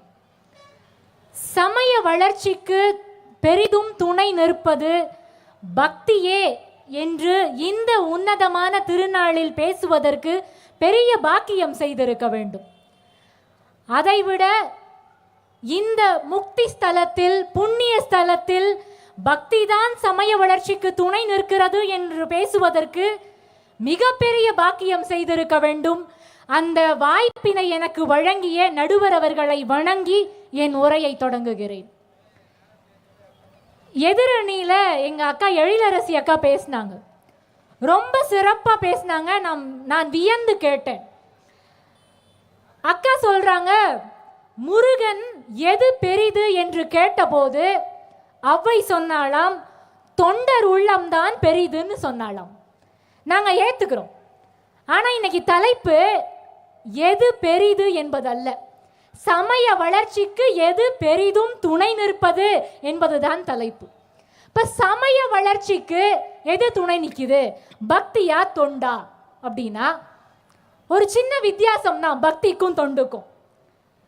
இப்போ ஆன்மீகம் அப்படின்னா என்னன்னு கேட்டால், இன்றைக்கு ஆன்மீகம்னா என்னன்னு இந்த கேள்விக்கு பல அறிஞர்கள், மகான்கள் புரியாத புதிர் போல பதில்களை சொல்கிறார்கள். ஆனால் ஆன்மீகம்னா என்னன்னா ரொம்ப சிம்பிளாக சொல்லலாம். ஐயா அவர்கள் முன்னுரையில் சொன்னது போல, ஆலயம் என்றால் ஆன்மாக்கள் லயிக்கின்ற இடம். அது மாதிரி ஆன்மீகம் என்றால் ஆன்மாவை ஈகம் செய்வது, ஆன்மாவை கொடுப்பது தான் ஆன்மீகம். இப்போ ஆன்மாவை கொடுப்பது என்பது தன்னையே கொடுப்பது. சரி, தன்னை கொடுப்பது எப்படி நிகழும் அப்படின்னா, ஒருவர் தன்னை வெல்லும் போது அது நிகழ்கிறது. நான் என்ற அகங்காரத்தை யார் ஒருவர் விடுகிறார்களோ அவர்கள் தன்னை வெல்கிறார்கள். அப்பொழுது அவர்கள் பக்தி நிலையை அடைகிறார்கள். அப்ப தான் இருந்து செய்வது தொண்டு. ஏன்னா தொண்டுக்கும் பக்திக்கும் இந்த தன்னை கொடுப்பதுங்கிறதுல ஒரு சின்ன வித்தியாசம் தான். தொண்டு என்பது தான் இருந்து கொடுப்பது, பக்தி என்பது தன்னையே கொடுப்பது. இப்போ இதை நம்ம ரொம்ப எளிமையாக சொல்லணும்னா, ஒரு பட்டை தீட்டப்பட்ட வைரக்கல், அந்த வைரக்கல்ல இருந்து ஒரு அழகான ஒளியும் வீரியமும் அந்த வீச்சும் வரும். அந்த ஒளி, வீரியம், வீச்சு தான் தொண்டு. ஆனால் அந்த பட்டை தீட்டப்பட்ட வைரக்கல் இருக்குல்ல, அதுதான் பக்தி. இன்றைக்கு இந்த தொண்டு தான் சிறந்தது, சமய வளர்ச்சிக்கு தொண்டு தான் அவசியமானது அப்படின்னு இந்த ஒளியையும் வீரியத்தையும் வைத்து நாம் சொல்லிவிட முடியும். ஆனால் அந்த தொண்டுக்கெல்லாம் எது அடிப்படை, அந்த வீரியமும் வெளிச்சமும் எங்கிருந்து வருகிறது என்று பார்த்தால் அந்த தொண்டிற்கு அடிப்படையே பக்தி தான் என்பதை நாம் புரிந்து கொள்ள வேண்டும். சுமார் 100 ஆண்டுகளுக்கு முன்னாடி 1921 கும்பகோணத்தில் மகாமகம் நடந்தது. அந்த மகாமகத்தில் ராமசாமி என்ற ஒருவருக்கு அங்க வர எல்லா மக்களுக்கும், ஏன்னா அங்க 1000 மக்கள் 10,000 மக்கள்லாம் வரமாட்டாங்க, லட்சக்கணக்கான மக்கள் வருவார்கள். அங்க வர எல்லா மக்களுக்கும் நீங்கள் உணவு கொடுக்க வேண்டும்னு காஞ்சி பெரியவர் ஒரு வேண்டுகோள் வைக்கிறார். இன்னைக்கு மாதிரிலாம் டக்குன்னு ஒரு ஈவென்ட் மேனேஜ்மெண்ட் கம்பெனியை கூப்பிட்டு இல்லை அந்த கேட்ரிங் சர்வீஸ் பண்ணுறவங்கள கூப்பிட்டு அதை அவ்வளவு எளிதாக செய்து விட முடியாது. இப்போ தனி ஒரு மனிதர் எப்படி லட்சக்கணக்கான மக்களுக்கு எந்தவித பரபரப்பும் இல்லாமல் உணவு கொடுப்பார் அப்படிங்கிற சந்தேகம் எல்லாருக்கும் இருந்தது. ஆனால் அந்த 1921 மகாமகத்திலையும் சரி, அதற்கப்புறம் 12 ஆண்டுகள் கழித்து 1933லையும் சரி, ரொம்ப சிறப்பாக லட்சக்கணக்கான மக்களுக்கு ராமசாமி என்பவர் உணவு கொடுத்தார். அந்த உணவு எப்படி கொடுத்தாருன்னா, அந்த சாம்பார் அண்டால யானை முங்கி குளிக்கலாமா, அந்த அளவு சாம்பாரை அவ்வளோ பெரிய அண்டால இருந்தது. வச்ச சாதத்தெல்லாம் சோறெல்லாம் குவிச்சு வச்சா இமயமலையை விட பெருசா இருக்குமா, அந்த அளவு சோறு. அப்ப எத்தனை மக்களுக்கு அன்னைக்கு அன்னதானம் நடந்திருக்கும்னு யோசிச்சு பாருங்க. இதை பார்த்து ஆச்சரியப்பட்டு போன காஞ்சி பெரியவர் ராமசாமி கிட்ட கேட்டார், இத்தனை லட்சம் மக்களுக்கு எந்தவித பரபரப்பும் இல்லாமல் எப்படி உன்னால் உணவு கொடுக்க முடிந்தது என்று கேட்டபோது அதுக்கு ராமசாமி அவர்கள் சொன்ன பதில், இறைவனின் கருணையால் இது நிகழ்ந்ததுன்னு சொன்னார். அப்போ ஒருவருக்கு இறைவனின் கருணை இருந்தால் மட்டுமே, ஒரு தொண்டு காரியத்திற்கு இறைவன் கருணை செய்தால் மட்டுமே அந்த தொண்டு நிகழும் என்றால், தொண்டு சிறப்பாக நடக்க வேண்டும் என்றால் அந்த தொண்டிற்கு அடிப்படை பக்தி தான் என்பதை நாம் புரிந்து கொள்ள வேண்டும். இதை விட ஆச்சரியம் என்னன்னா, ராமசாமி அவர்கள் மறைந்த ஒரு 10 நாளுக்கு அப்புறம் காஞ்சி பெரியவர் கும்பகோணத்துல எல்லாருக்கும் அன்னதானம் செய்தார். அப்போ ஒருவரின் மறைவுக்கு பிறகும் அந்த தொண்டு நிலைத்து நிற்குமேயானால் அது அவருடைய பக்தியால் மட்டுமே நிகழ முடியும். அந்த ராமசாமி என்பவர், அவரைத்தான் நாம் இன்றைக்கு ராமசாமி என்று சொன்னால் தெரியாது, அன்னதான சிவன் என்று நாம் எல்லோரும் அழைப்பது ராமசாமி அவர்களைத்தான். தொண்டு நிலைக்க வேண்டும் என்றால் அங்கே பக்தி இருக்க வேண்டும். ஏன்னா இன்னைக்கும் இருக்கிற தொண்டு நிறுவனங்கள், தொண்டு உள்ளங்கள், இந்த ட்ரஸ்ட், ஃபவுண்டேஷன், மிஷனரி, இது எல்லாத்தையுமே யோசிச்சு பாருங்க. காலத்தையும் தாண்டி அது நிற்கிறது என்றால் அதற்கு பக்தி தான் காரணமாக இருக்க முடியும்.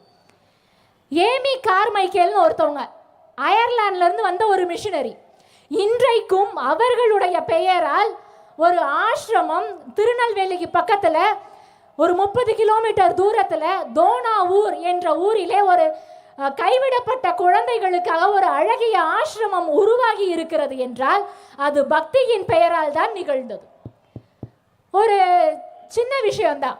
இப்ப 10,000, 1,00,000, 1 கோடி நம்ம இப்படி எழுதிக்கிட்டே போகலாம். ஆனா அந்த 0,0,0,0 வந்துட்டே இருக்கு பாத்தீங்களா, அந்த ஒன்றுக்கு மதிப்பு கொடுத்துட்டே வருதுல்ல, அது எல்லாமே தொண்டு தான். ஆனா அந்த முன்னாடி இருக்கிற 1ஆம் நம்பர் இருக்குல்ல, அதுதான் பக்தி. இப்ப இந்த பக்தி மட்டும் இல்லை என்றால் அந்த தொண்டால் தனித்து இயங்க முடியாது. அப்ப தொண்டுக்கான அடிப்படையே பக்தி தான். ஒரு தொண்டு தொடர்ந்து இயங்க வேண்டும் என்றால் அதற்கு பக்தி தான் காரணமாக இருக்க முடியும். நான் நிறைவா ஒரே ஒரு விஷயம் மட்டும் சொல்லிடுறேன். இன்றைக்கு சமய வளர்ச்சிக்கு காரணம் என்ன அப்படின்னா, சமய வளர்ச்சி, சமயம் வளர்ந்து இருக்கிறது. நம்ம எதை வச்சு சொல்றோம்? கோவில்கள், இயற்றப்பட்ட பாடல்கள், கைவினை கலைகள், ஓவியம், நாடகம், இதெல்லாம் மூலமா தான் சமயம் வளர்ச்சி அடைஞ்சிருக்கு. இந்த விஷயங்களுக்கெல்லாம், கோவில்கள், இயற்றப்பட்ட பாடல்கள், இது எல்லாத்துக்கும் எது அடிப்படைன்னு பார்த்தீங்கன்னா பக்தி தான் அடிப்படை.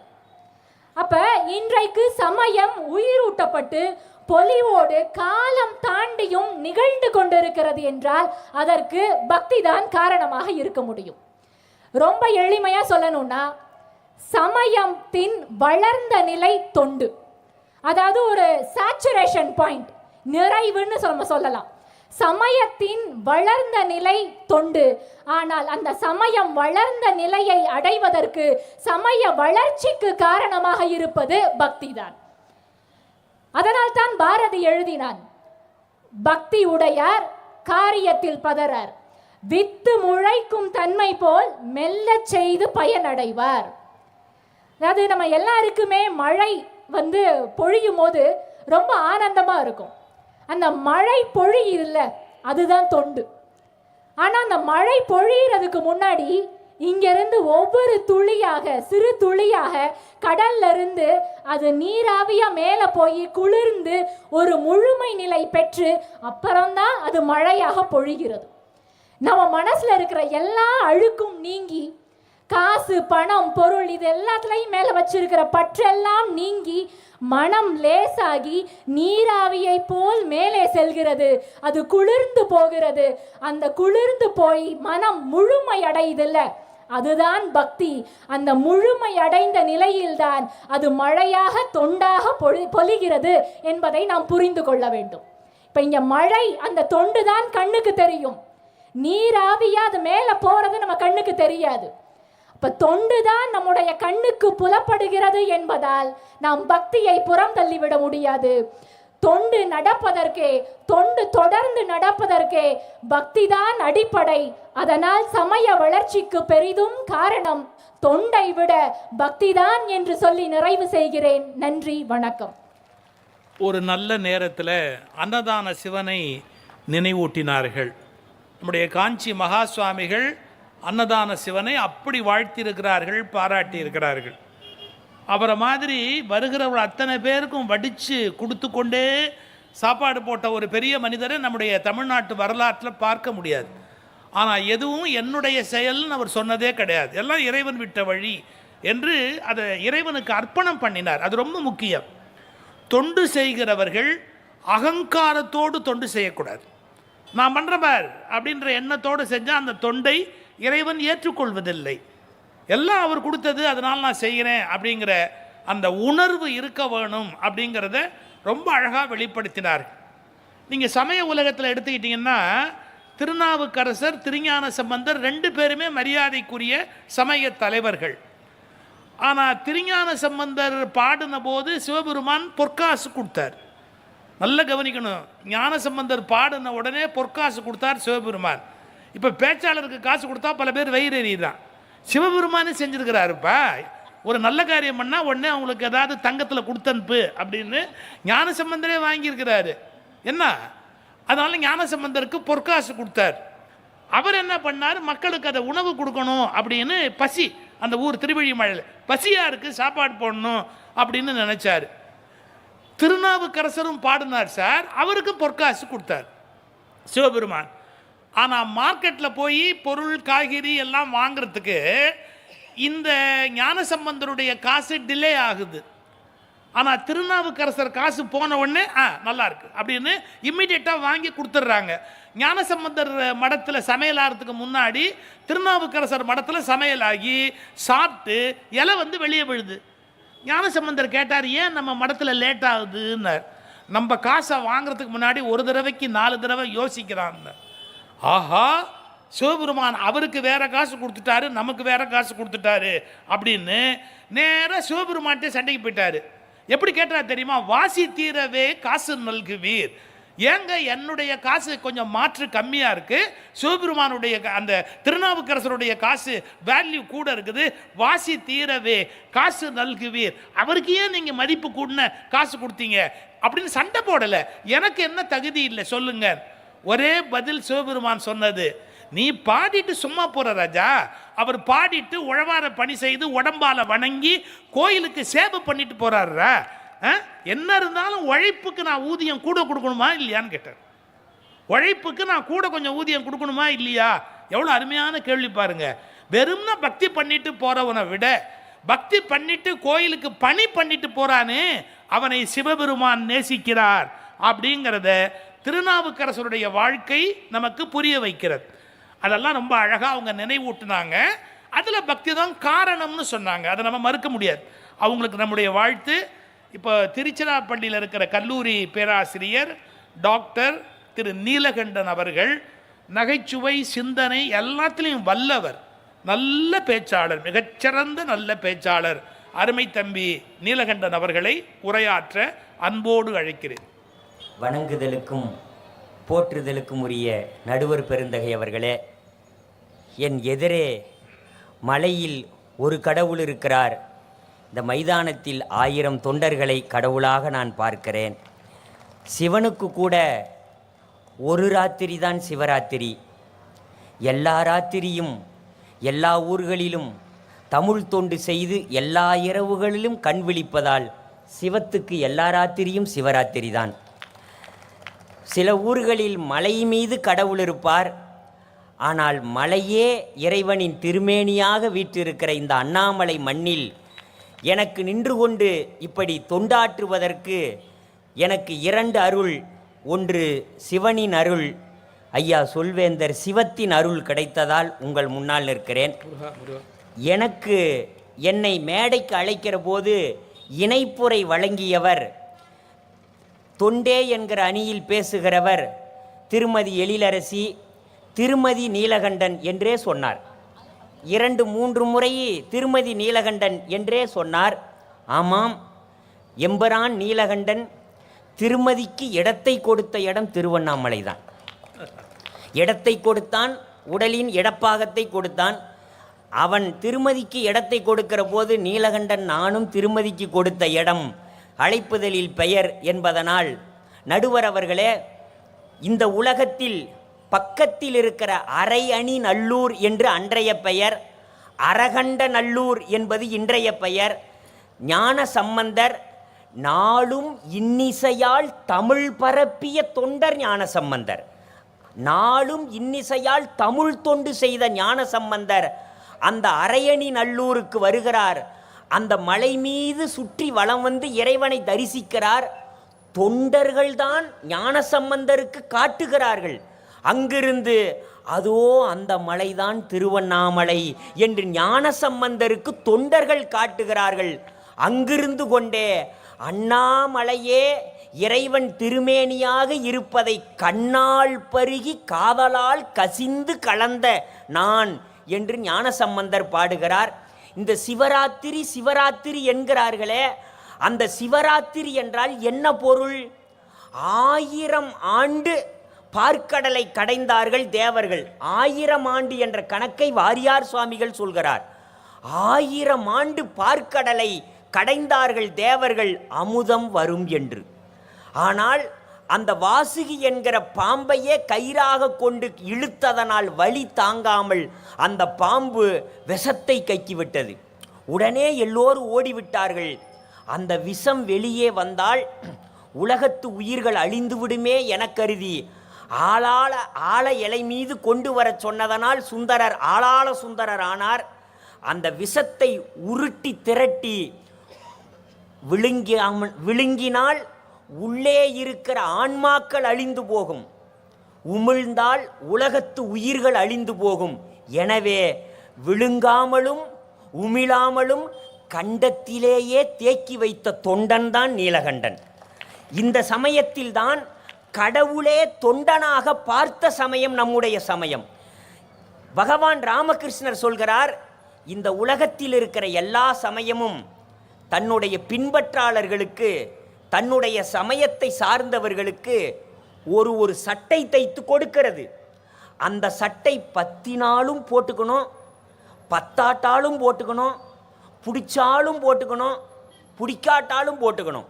இதுதான் எல்லா சமயத்தவர்களுக்கும் அந்த சமயம் செய்து வைத்திருக்கிற கடமை.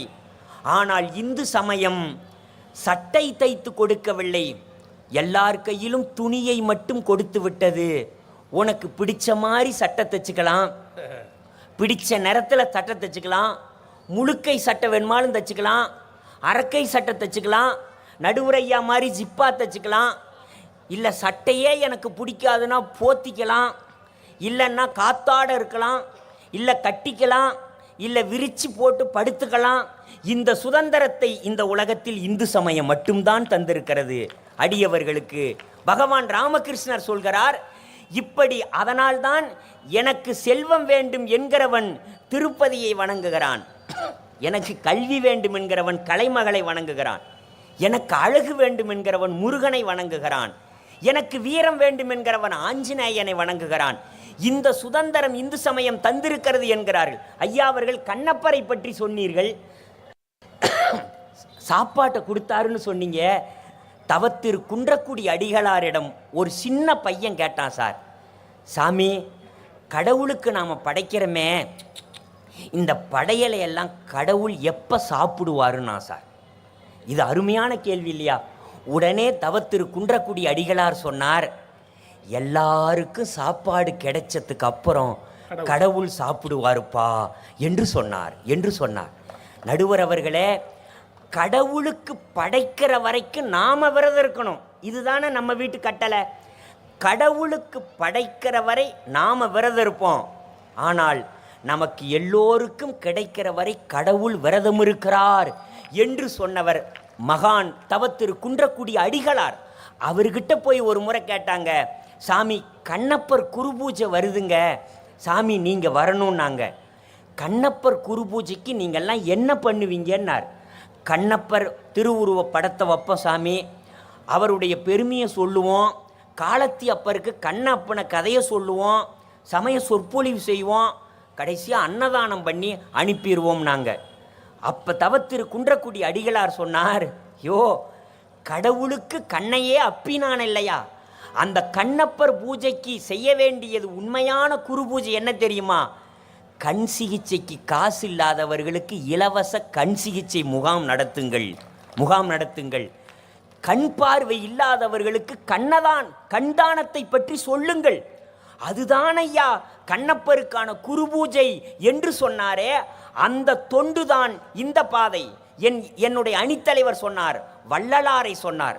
உங்கள் முன்னிலையில் நான் சொல்கிறேன் நடுவர் அவர்களே, திருமுறையை தீட்டியதால் வள்ளலார் நிலைத்து நிற்கவில்லை, தீட்டிய திருமுறையால் அவர் நிற்கவில்லை, மூட்டிய அடுப்பால் தான் அவர் நிற்கிறார். அவர் பாடிய அருட்பாவால் நிற்கவில்லை, வாடிய பயிர்களுக்கெல்லாம் வாடியதால் தான் நின்றாரே தவிர பக்தியால் பாடியதனால் அல்ல. இந்த திருமலையில் இருந்த ஒரு ஜமீன் வள்ளலாரை பார்க்க போக வேண்டும் என்பதற்காக இரட்டை மாட்டு வண்டியை கட்டிக்கொண்டு சாமி இருக்கிறாரா என்று விரட்டென்று விரட்டி கொண்டு போனார். எப்படி இவ்வளவு விரைவாக வந்தீர்கள் என்று வள்ளலார் கேட்கிறார். மாட்டு வண்டியில்தான் வந்தேன் என்று சொன்னவுடன் அந்த ஜமீனை பார்ப்பதை புறந்தள்ளிவிட்டு வெளியே போய் பார்த்தார். அந்த மாட்டை விரட்டி கொண்டு வந்ததனால் நுரைதள்ளி கொண்டு மூச்சு வாங்கி கொண்டிருந்தது. அந்த மாட்டினுடைய கழுத்தை கட்டிக்கொண்டு கண்ணீர் மல்க வள்ளலார் அழுதார்.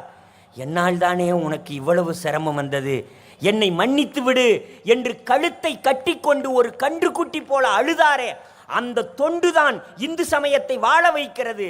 சுவாமி விவேகானந்தர் சொன்னார், நாமெல்லாம் ஒரு படகில் பயணம் செய்து கொண்டிருக்கிறோம். அந்த படகில் ஒரு துளை விழுந்து விட்டது என்றால் எல்லோரும் துளையை பற்றி குறை சொல்லிக் கொண்டிருக்காதீர்கள். முழுகினால் படகு மட்டுமல்ல, படகில் பயணம் செய்கிறவர்களும் முழுகி விடுவோம். நாம் இந்து சமயத்தில் பயணம் செய்து கொண்டிருக்கிறோம் என்றால் இதில் இருக்கிற துளைகளை அடைக்க பார்க்க வேண்டுமே தவிர குறை சொல்லிக் கொண்டிருந்தால் நாமும் சேர்த்தே முழுகி விடுவோம். நடுவர் அவர்களே, என்ன என்றால் நான் இப்படி சொல்ல ஆசைப்படுகிறேன். மகாத்மா காந்தியடிகள் சொன்னார், இந்த தேசத்தில் எல்லாருக்கும் சமமாக கோயிலில் நுழைவதற்கு அனுமதி தராதவரை நமக்கு சுயராஜ்யம் சத்தியமாய் கிடைக்காது என்று சொன்னார்.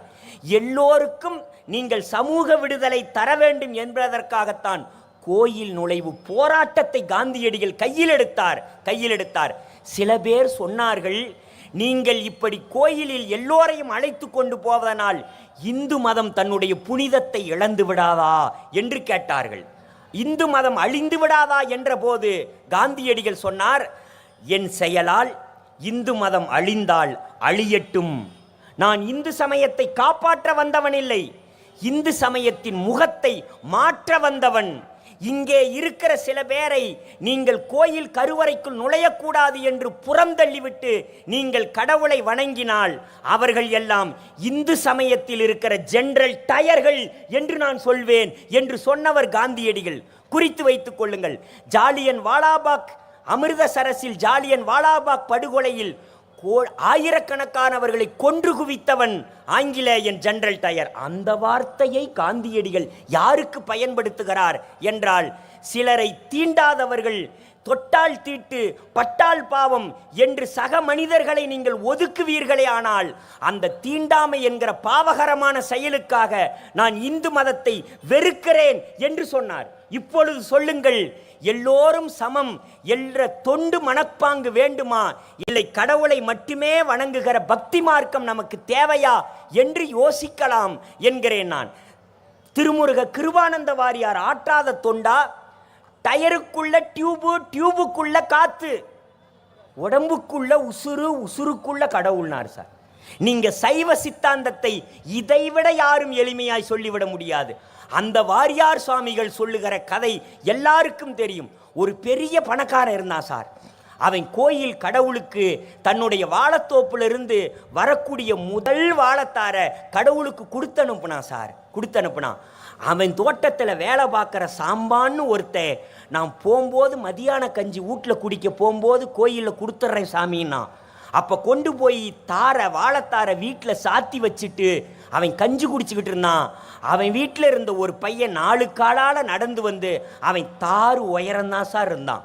எட்டி நிமிந்து பார்த்தான், வாழைத்தார வாழ்க்கையிலேயே அவன் பார்த்ததில்லை. எழுந்து பார்த்தான், சாம்பான் கஞ்சி குடிச்சுக்கிட்டு இருக்கிறதுக்குள்ள 4 வாழைப்பழத்தை புட்டு முழுங்கிட்டான் சார். பார்த்த உடனே சாம்பானுக்கு வயிறு துடிதுடிச்சு போச்சு. அடே, சாமி கொடுத்த தாருடா, வாழைத்தாருடா, அது பிரசாதமா போக வேண்டியதுடா, இப்படி சாப்பிட்டுட்டியே, நான் என்ன பதில் சொல்லுவேன் என்று துடித்தான். பண்ணையாருக்கு தெரிந்தால் என்னை விட்டு வைக்க மாட்டார் என்று அவதிப்பட்டான். அன்று இரவு, அன்றைக்கு மாலையில் கோயில் அர்ச்சகர் பண்ணையாருக்கு சொன்னார், நீங்க கொடுத்து அனுப்பின பழத்தில் 4 பழம் வல்லன்னாரு. இரவு கடவுள் பண்ணையாரின் கனவில் தோன்றி, நீ கொடுத்து அனுப்பின 4 பழம் எனக்கு வந்துச்சு என்று சொன்னார். படமாடும் கோயில் பகவர்க்கு ஒன்றியில், நடமாடும் கோயில் நம்பர்க்கு அது ஆகாது. ஆனால் நடமாடும் கோயில்களாகிய நம்பர்க்கு ஒன்று கொடுத்தால் அது படமாடும் கோயில் பகவனை போய் சேரும் என்று சொன்ன தடம் தமிழ் தடம், தமிழ் தடம். எனவே தொண்டு என்பது, பக்தி என்பது வாழ்த்துவது, தொண்டு என்பது வாழ வைப்பது, வாழ வைப்பது. பக்தி என்பது பண்படுவது, தொண்டு என்பது பயன்படுவது. பயன்படுவதுதான் இந்து சமயத்தை வாழ வைக்கும். வாய்ப்புக்கு நன்றி.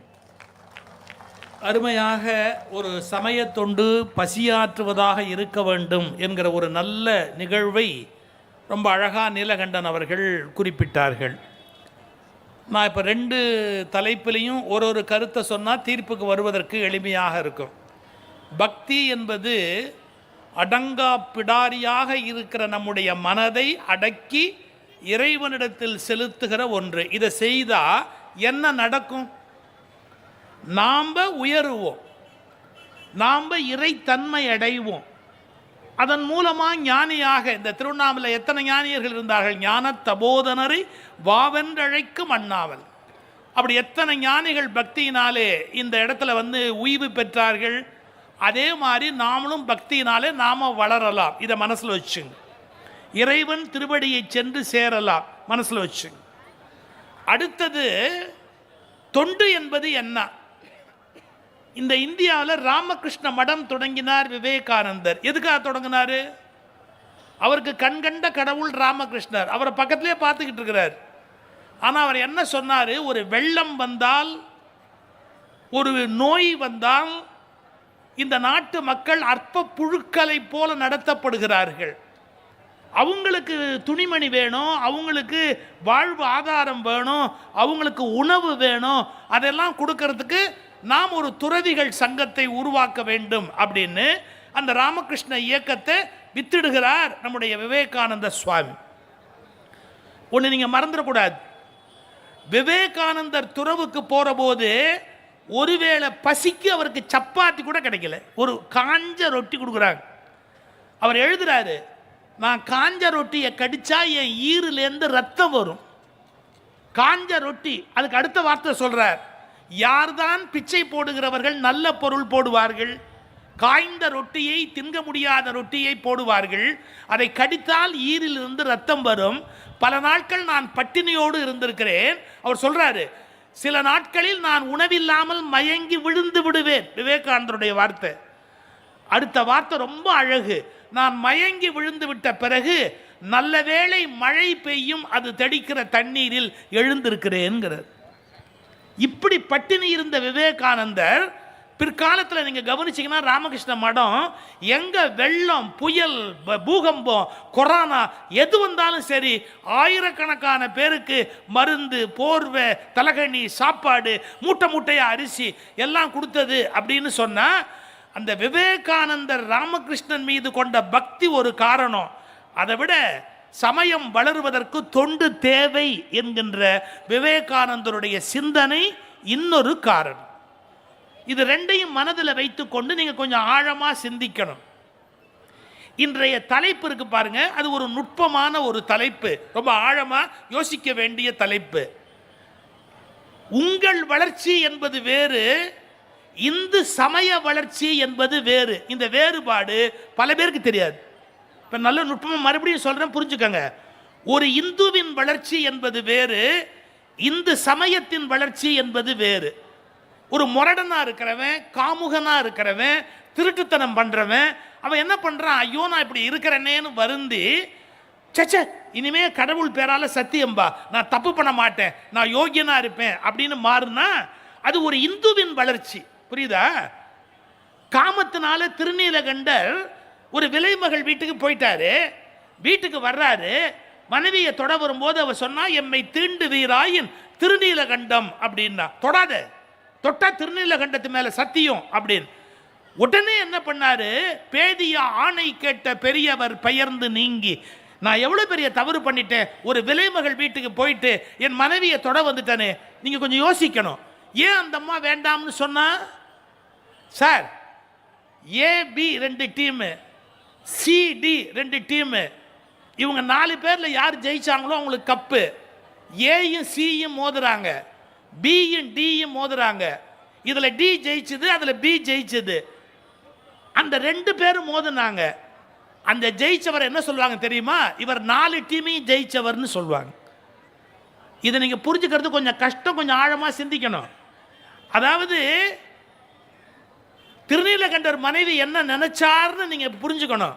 பாருங்க, பொருள் ஆசையால் ஆண்களை தொடுகிறவள் விலைமகள், பொருளாசையால் ஆண்களை தொடுகிற விலைமகளை தொட்ட கணவனை தொட்டால் பிற ஆண்களை தொட்ட பாவம் தனக்கு வரும் என்ற அச்சத்தால் திருநீலகண்டருடைய மனைவி தொடாதீர்கள்னு சொன்ன இல்லையா? கணவன் விலைமகளை தொட்டவ, அந்த விலைமகள் பல ஆண்களை தொட்டவ. அப்ப நான் இவரை தொட்டுட்டா பல ஆண்களை தொட்ட பாவம் என்ன வந்து சேருமே, நான் முடியாது, எம்மை தீண்டு வீராயின் திரு. இது மயிலம் சிவசுப்பிரமணியம்ங்கிற பேராசிரியர் சொன்ன செய்தி, அருமையான செய்தி. அந்த அளவுக்கு திருநீலகண்டரை மாற்றுகிறாள், எலிவேட் பண்றா. நீங்க தயவு செய்து புரிஞ்சுக்கணும், கோயிலுக்கு வர்றதுக்கு முன்னாடி நீங்க எப்படி இருந்தீங்களோ அப்படியே கோயிலை விட்டு நீங்க வெளியே போவீங்க அப்படின்னு சொன்னா நீங்க கோயிலுக்கு வந்த பலன் கிடையாது. நாம திருட்டு குணம் உள்ளவனா இருக்கலாம், லஞ்சம் வாங்குற புத்தி இருந்திருக்கலாம், இல்லை ஏதோ ஒரு காமுகனா இருந்திருக்கலாம். கோயிலுக்குள்ள நுழையிற வரைக்கும் நீங்க எப்படி இருந்தாலும் கவலை கிடையாது. ஆனா சுவாமியை கும்பிட்டுட்டு வெளியே வரும்போது நம்மில் இருக்கிற அழுக்குகள் நீங்கி நாம நல்ல மனிதனா வெளியில வந்தாதான் நம்ம கோயிலுக்கு வந்ததனுடைய நோக்கம் சரியாக நிறைவேறியது என்று பொருள், இல்லையா?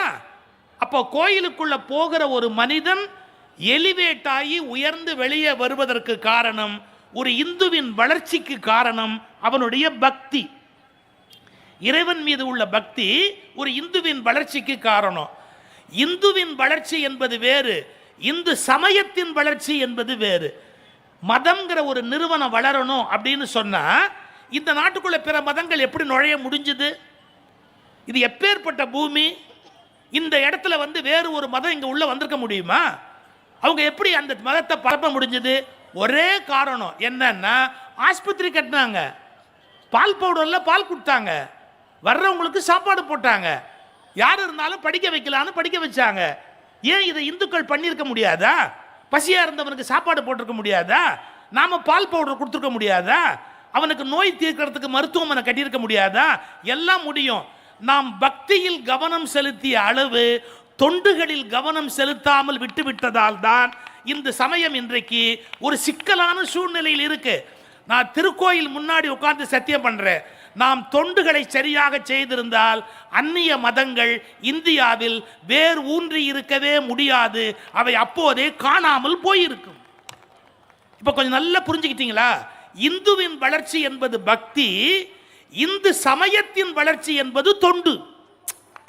ஏன்னா நீங்க நல்ல காரியம் சில காரியம் பண்ணாதான் ஒரு இந்து எப்படி வளருவான்? ஒரு இந்துவோட ஆஸ்பத்திரிக்கு போறான், அங்கே முருகனுடைய படம் இருக்கு, அண்ணாமலையாருடைய படம் இருக்கு, அவன் அப்பா என்னை காப்பாத்து அப்படிம்பா. நல்லா யோசிச்சுக்கோங்க. அதே இடத்துல வேற ஒரு மதத்தினுடைய படம் இருந்தா அந்த ஆஸ்பத்திரியில் போய் அவன் படுத்தான்னா ஆபரேஷன் பண்றதுக்கு முன்னாடி என்னை காப்பாத்து, எந்த சாமியை வேணாலும் கும்பிடுவான். உண்மையா இல்லையா? பயம் வரும்போது, மரணம் வரும்போது எந்த சாமியை வேணாலும் கும்பிடுவான்ல. அதனால தான் நான் என்ன சொல்றேன், இந்தியாவில் தமிழ்நாட்டில் இருக்கிற ஒவ்வொரு கோயிலும் ஒரு மிகப்பெரிய சூப்பர் ஸ்பெஷாலிட்டி ஹாஸ்பிட்டலை இந்துக்களினுடைய பெயரால் கட்ட வேண்டியது கடமை என்பதை இந்த நேரத்தில் நான் நினைவூட்டுகிறேன். அண்ணாமலையாருக்கு எவ்வளவு சொத்து இருக்கு தெரியுமா? ரங்கநாதருக்கு எவ்வளவு சொத்து இருக்கு தெரியுமா? திருச்செந்தூர் முருகனுக்கு எவ்வளவு சொத்து இருக்கு தெரியுமா? பழனி ஆண்டவருக்கு எத்தனாயிரம் கோடி இருக்குன்னு உங்களுக்கு தெரியுமா? பழனி ஆண்டவர் கோடி ரூபாயை வட்டிக்கு விட்டு வாங்குற வட்டி வியாபாரியா பழனி ஆண்டவர்? நம்ம ஜேசி எல்லாம் இங்கே இருக்கிறாங்க, யாரை பற்றி எனக்கு கவலை கிடையாது. கோயிலில் காசு வந்தால் டெபாசிட்டு, கோயிலில் காசு வந்தால் டெபாசிட்டு, டெபாசிட்டுக்கு வட்டி, வட்டியை தூக்கி மறுபடியும் டெபாசிட்டு. சார், என்ன மாதிரி வயசானவெல்லாம் சாவறதுக்கு யாரும் காப்பாத்தாட்டி பேங்க்கில் போட்டு வச்சா வட்டி என்னை காப்பாற்றும்னு கவலைப்படுவேன். என் முதுமையில் என்னை காப்பாற்றுவதற்கு வட்டி வேண்டும் என்று நினைக்கிற நான் அல்ப மனிதன். ஆண்டவன் வட்டியினால் வாழ்வதில்லை, பக்தர்கள் வருகையால் தான் ஒரு கோயில் கடைசி வரையில் உயிரோடு இருக்க முடியும். இந்த அறிவே வரல சார், இந்த அறிவே வரல சார். நான் இந்த துறையோட முட்டி மோதியாச்சு. ஆஸ்பத்திரி கட்டுங்க, காலேஜ் கட்டுங்க. இப்போ சமயபுரம் மாரியம்மனுடைய வருமானம் என்னன்னு உங்களுக்கு தெரியுமா? சமயபுரம் மாரியம்மன் கோயில்ல 300 கிலோ தங்கம் கிடைச்சது. எவ்வளவு? 300 கிலோ தங்கம். 300 கிலோ தங்கத்தோட விலை என்ன? யோசனை சொல்றவன் என்ன சொல்றான்? தங்கத்தை டெபாசிட் பண்ணு. ஏண்டா, டெபாசிட்ல வாழ வேண்டியது சமயபுரம் மாரியம்மனுக்கு தலையெழுத்தா? சமயபுரம் மாரியம்மன் டெபாசிட்ல வட்டி வாங்கி என்ன பண்ண போறா? நான் இந்த துறையோடு மோதி கொண்டு இருக்கிறவன், பல பேருக்கு அது தெரியாது. நான் இப்ப வெளிப்படையா சொல்றேன், நம்முடைய இந்து சமய அறநிலையத்துறை ஒவ்வொரு கோயிலின் பெயராலும் ஒரு கல்லூரி, ஒரு பள்ளிக்கூடம், ஒரு மருத்துவமனை, ஒரு உணவகம், மக்களுக்கு எளிய முறையில் அவர்களுக்கு கொடுக்கிற சேவைகளை செய்தால்தான் இந்த மதம் மிகப்பெரிய வளர்ச்சியை அடைய முடியும். தங்கத்தில் காப்பு, வெள்ளியில் காப்பு, தங்கத்தில் தேர், வெள்ளியில் தேர் என்று சார் ஆடம்பரமான பணக்கார திமிர் பிடித்தவர்கள் தங்கத்திலும் வெள்ளியிலும் நகை போட்டு தாம்பிகத்தை காட்ட வேண்டும். என் அப்பன் இறைவனுக்கு எந்த தங்கத்தாலும் கூடுதல் மரியாதை வர முடியாது. அவன் ருத்ராட்சம் போட்டிருப்பதை விட வேறு அழகு இந்த உலகத்தில் எங்கும் இருக்க முடியாது. இந்த அறிவை என்னால் தமிழ்நாட்டில் ஏற்படுத்த முடியவில்லை. இந்த அறிவை என்னால் தமிழ்நாட்டில் ஏற்படுத்த முடியவில்லை. கடவுளுக்கு தங்கமோ வெள்ளியோ அவசியமற்றது. நீங்கள் சமயம் அறியாதவர்கள். அவன் கோவணாண்டியாக பழனியில் நிற்கிறார், அவன் திருவண்ணாமலையில் துறவியாக நிற்கிறான். அவனுக்கு பகவத்கீதை படித்திருக்கிறீர்களா? பெருமான் என்ன கேட்கிறான் தெரியுமா? எனக்கு வேறு ஒன்றும் அல்ல, பத்திரம், பலம், புஷ்பம், தோயம். நான் சாஸ்திர ஆதாரம் இல்லாமல் பேசுற ஆள் கிடையாது. பத்திரம்னா என்ன? ஒரு இலையை எனக்கு போடுறா, துளசியை வெட்டி போடு, ஒரு ஒரு சாதாரணமான வில்வ இலையை போடு, எனக்கு வேற ஒன்றும் வேணாம். நீ எனக்கு பெரிய பெரிய மாலையெல்லாம் போடணும்னு அவசியம் இல்லை, ஒரு வில்வத்தை போடு, ஒரு துளசியை போடு. பத்திரம். பழம், பழம்னா ஒரு 2 பழம், ஒரு வாழைப்பழம் வாங்கி வை. பத்திரம், பழம். புஷ்பம், புஷ்பம்னா என்ன? பூவு. ஏதோ ஒரு பூ உன் கையில் கிடைக்குது, அதை எனக்கு போடு. அப்புறம் தோயம், தோயம்னா தண்ணி. இந்த பாருங்க, ஒரு ஒரு வெத்தலை பாக்கு வச்சு அது மேலே ஒரு பழத்தை வச்சு ஒரு சொட்டு தண்ணியை விட்டு இது உனக்கு அர்ப்பணம் அப்படின்னு கொடுத்துட்டா கடவுள் சந்தோஷப்படுகிறார் அப்படின்னு சொன்னா. தங்கம், வெள்ளி, வைரம் கடவுள் ஒருபோதும் கேட்கவில்லை. கடவுளின் பெயரால் வியாபாரம் செய்ய நினைக்கிறவர்கள் தான் தங்கத்தையும் வெள்ளியையும் கேட்கிறார்களே ஒழிய கடவுள் எப்போதும் தங்கத்தையோ வெள்ளியையோ மதிப்பதில்லை. பணக்கார திமிர் பிடித்தவர்கள் தங்கத்தையும் வெள்ளியையும் மதிப்பார்கள். அன்பில் நனைந்தவர்கள் ருத்ராட்சத்தை மட்டும்தான் அதிகம் மதிப்பார்கள் என்கிற அறிவு இந்த மதத்திற்கு வந்தாக வேண்டும். நான் இப்போது சொல்லிவிட்டு போகிறேன். சமயபுரம் கோயிலில் 300 கிலோ தங்கம் இருக்குது. ஒரு நர்சிங் காலேஜ் எங்களால் ஆரம்பிக்க முடியல சார். ஒரு நர்சிங் காலேஜ் எங்களால் ஆரம்பிக்க முடியல. ஏன்? எந்த நல்ல பணி பண்ணாலும் கோர்ட்டுக்கு போறான். நாங்கள் காலேஜ் ஆரம்பிக்கணுமா கோர்ட்டில் போய் ஸ்டே, நர்சிங் காலேஜ் ஆரம்பிக்கணுமா கோர்ட்டில் போய் ஸ்டே. மதம்னா என்ன? பொங்கல், வடை, புளியோதரை, அதை திங்க வேண்டியது, எல்லாருமா ஒன்றா உட்காந்துக்கிட்டு அங்கேயே கொள்ளையடிக்க வேண்டியது, இதுதான் மதம்னு சொல்லி கொடுத்தானே ஒழிய நான் சொல்லிட்டு போகிறேன். இன்னைக்கு ஏன் சொல்லிட்டு போகிறேன்? நம்முடைய மதத்தின் பெயரால் எல்லா கோயில்களும் கல்லூரி கட்டணும். கபாலீஸ்வரர் கோயிலை கட்டலாம்னா கோர்ட்டுக்கு போய் ஸ்டே வாங்குறான் சார். ஏன் கல்லூரி கட்டினா கபாலி கோயில் என்ன கொள்ள வந்துடும்? எவ்வளவு பிற மதத்துக்காரர்கள் கல்லூரி கட்டி வச்சிருக்கிறாங்க. அங்க படிக்கிறவன்லாம் அந்த கல்லூரியில் கன்வர்ஷன் ஆகிறானா இல்லையா? ஏன் கபாலீஸ்வரர் பேரால ஒரு கல்லூரி இருக்கக்கூடாதா? பழனி ஆண்டவர் பேரால ஒரு யூனிவர்சிட்டி இருக்கக்கூடாதா? அண்ணாமலையார் பேரால ஒரு ஆஸ்பத்திரி இருக்கக்கூடாதா? திருச்செந்தூர் முருகன் பெயரால ஒரு மிகப்பெரிய மருத்துவமனை இருக்கக்கூடாதா? பழனி ஆண்டவர் பெயரால இருக்கக்கூடாதா? அப்ப என்ன செய்தாலும் நல்ல காரியம் செய்ய விடாதபடி, இந்த உண்மையான அறங்களை செய்ய முடியாதபடி எங்களை சிலர் தடுத்து கொண்டே இருக்கிறார்கள். அவர்களுடைய நோக்கம் கடவுள் மதம் வளர்வது அல்ல, தங்களை வளர்த்துக் கொள்வதற்காக எங்களை அவர்கள் சரியான பாதையில் செல்ல விடமாட்டேன் என்கிறார்கள். எப்படி? தங்களை வளர்த்துக் கொள்வதற்காக எங்களை சரியான பாதையில் போக விடாதபடி நீதிமன்றத்தில் போய் வழக்கு போட்டு எந்த கோயிலிலும் எந்த நல்ல காரியத்தையும் செய்ய முடியாதபடி முற்றிலுமாக தடுத்து விடுகிறார்கள்.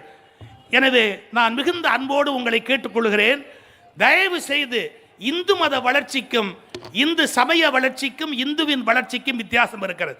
ஒழுக்கமுடையவனாக இருங்கள், இந்து வளருவான். அன்புடையவனாக இருங்கள், இந்து வளருவான். கருணை உடையவனாக இருங்கள், இந்து வளருவான். பற்றுக்களை குறைத்து கொண்டு நீங்கள் முக்தியை நோக்கி போங்கள், இந்து வளருவான். இந்துவின் வளர்ச்சி பக்தியால் நடக்கிறது. ஆனால் இந்து சமயத்தின் வளர்ச்சி தொண்டால் மட்டுமே வளர முடியும் என்ற தெளிவை இந்த சிவராத்திரி அன்று பெற்றுக்கொள்ளுங்கள். எல்லா திருக்கோயில்களும் இந்து மக்களுக்கு தேவையான தொண்டுகளை செய்ய தொடங்கிவிட்டால் அதன் பிறகு இந்து மதம் உலகத்தின் தலையான சிறப்புள்ள ஒரு மதமாக, என்றைக்கும் உலகமே திரும்பி பார்க்கக்கூடிய ஒரு சமயமாக மாற முடியும் என்பதை சொல்லி, இந்து சமய வளர்ச்சிக்கு தொண்டுதான் தேவை. அதற்கு தடையாக இருப்பவர்கள் கடவுளால் தண்டிக்கப்படுவார்கள். எச்சரிக்கை.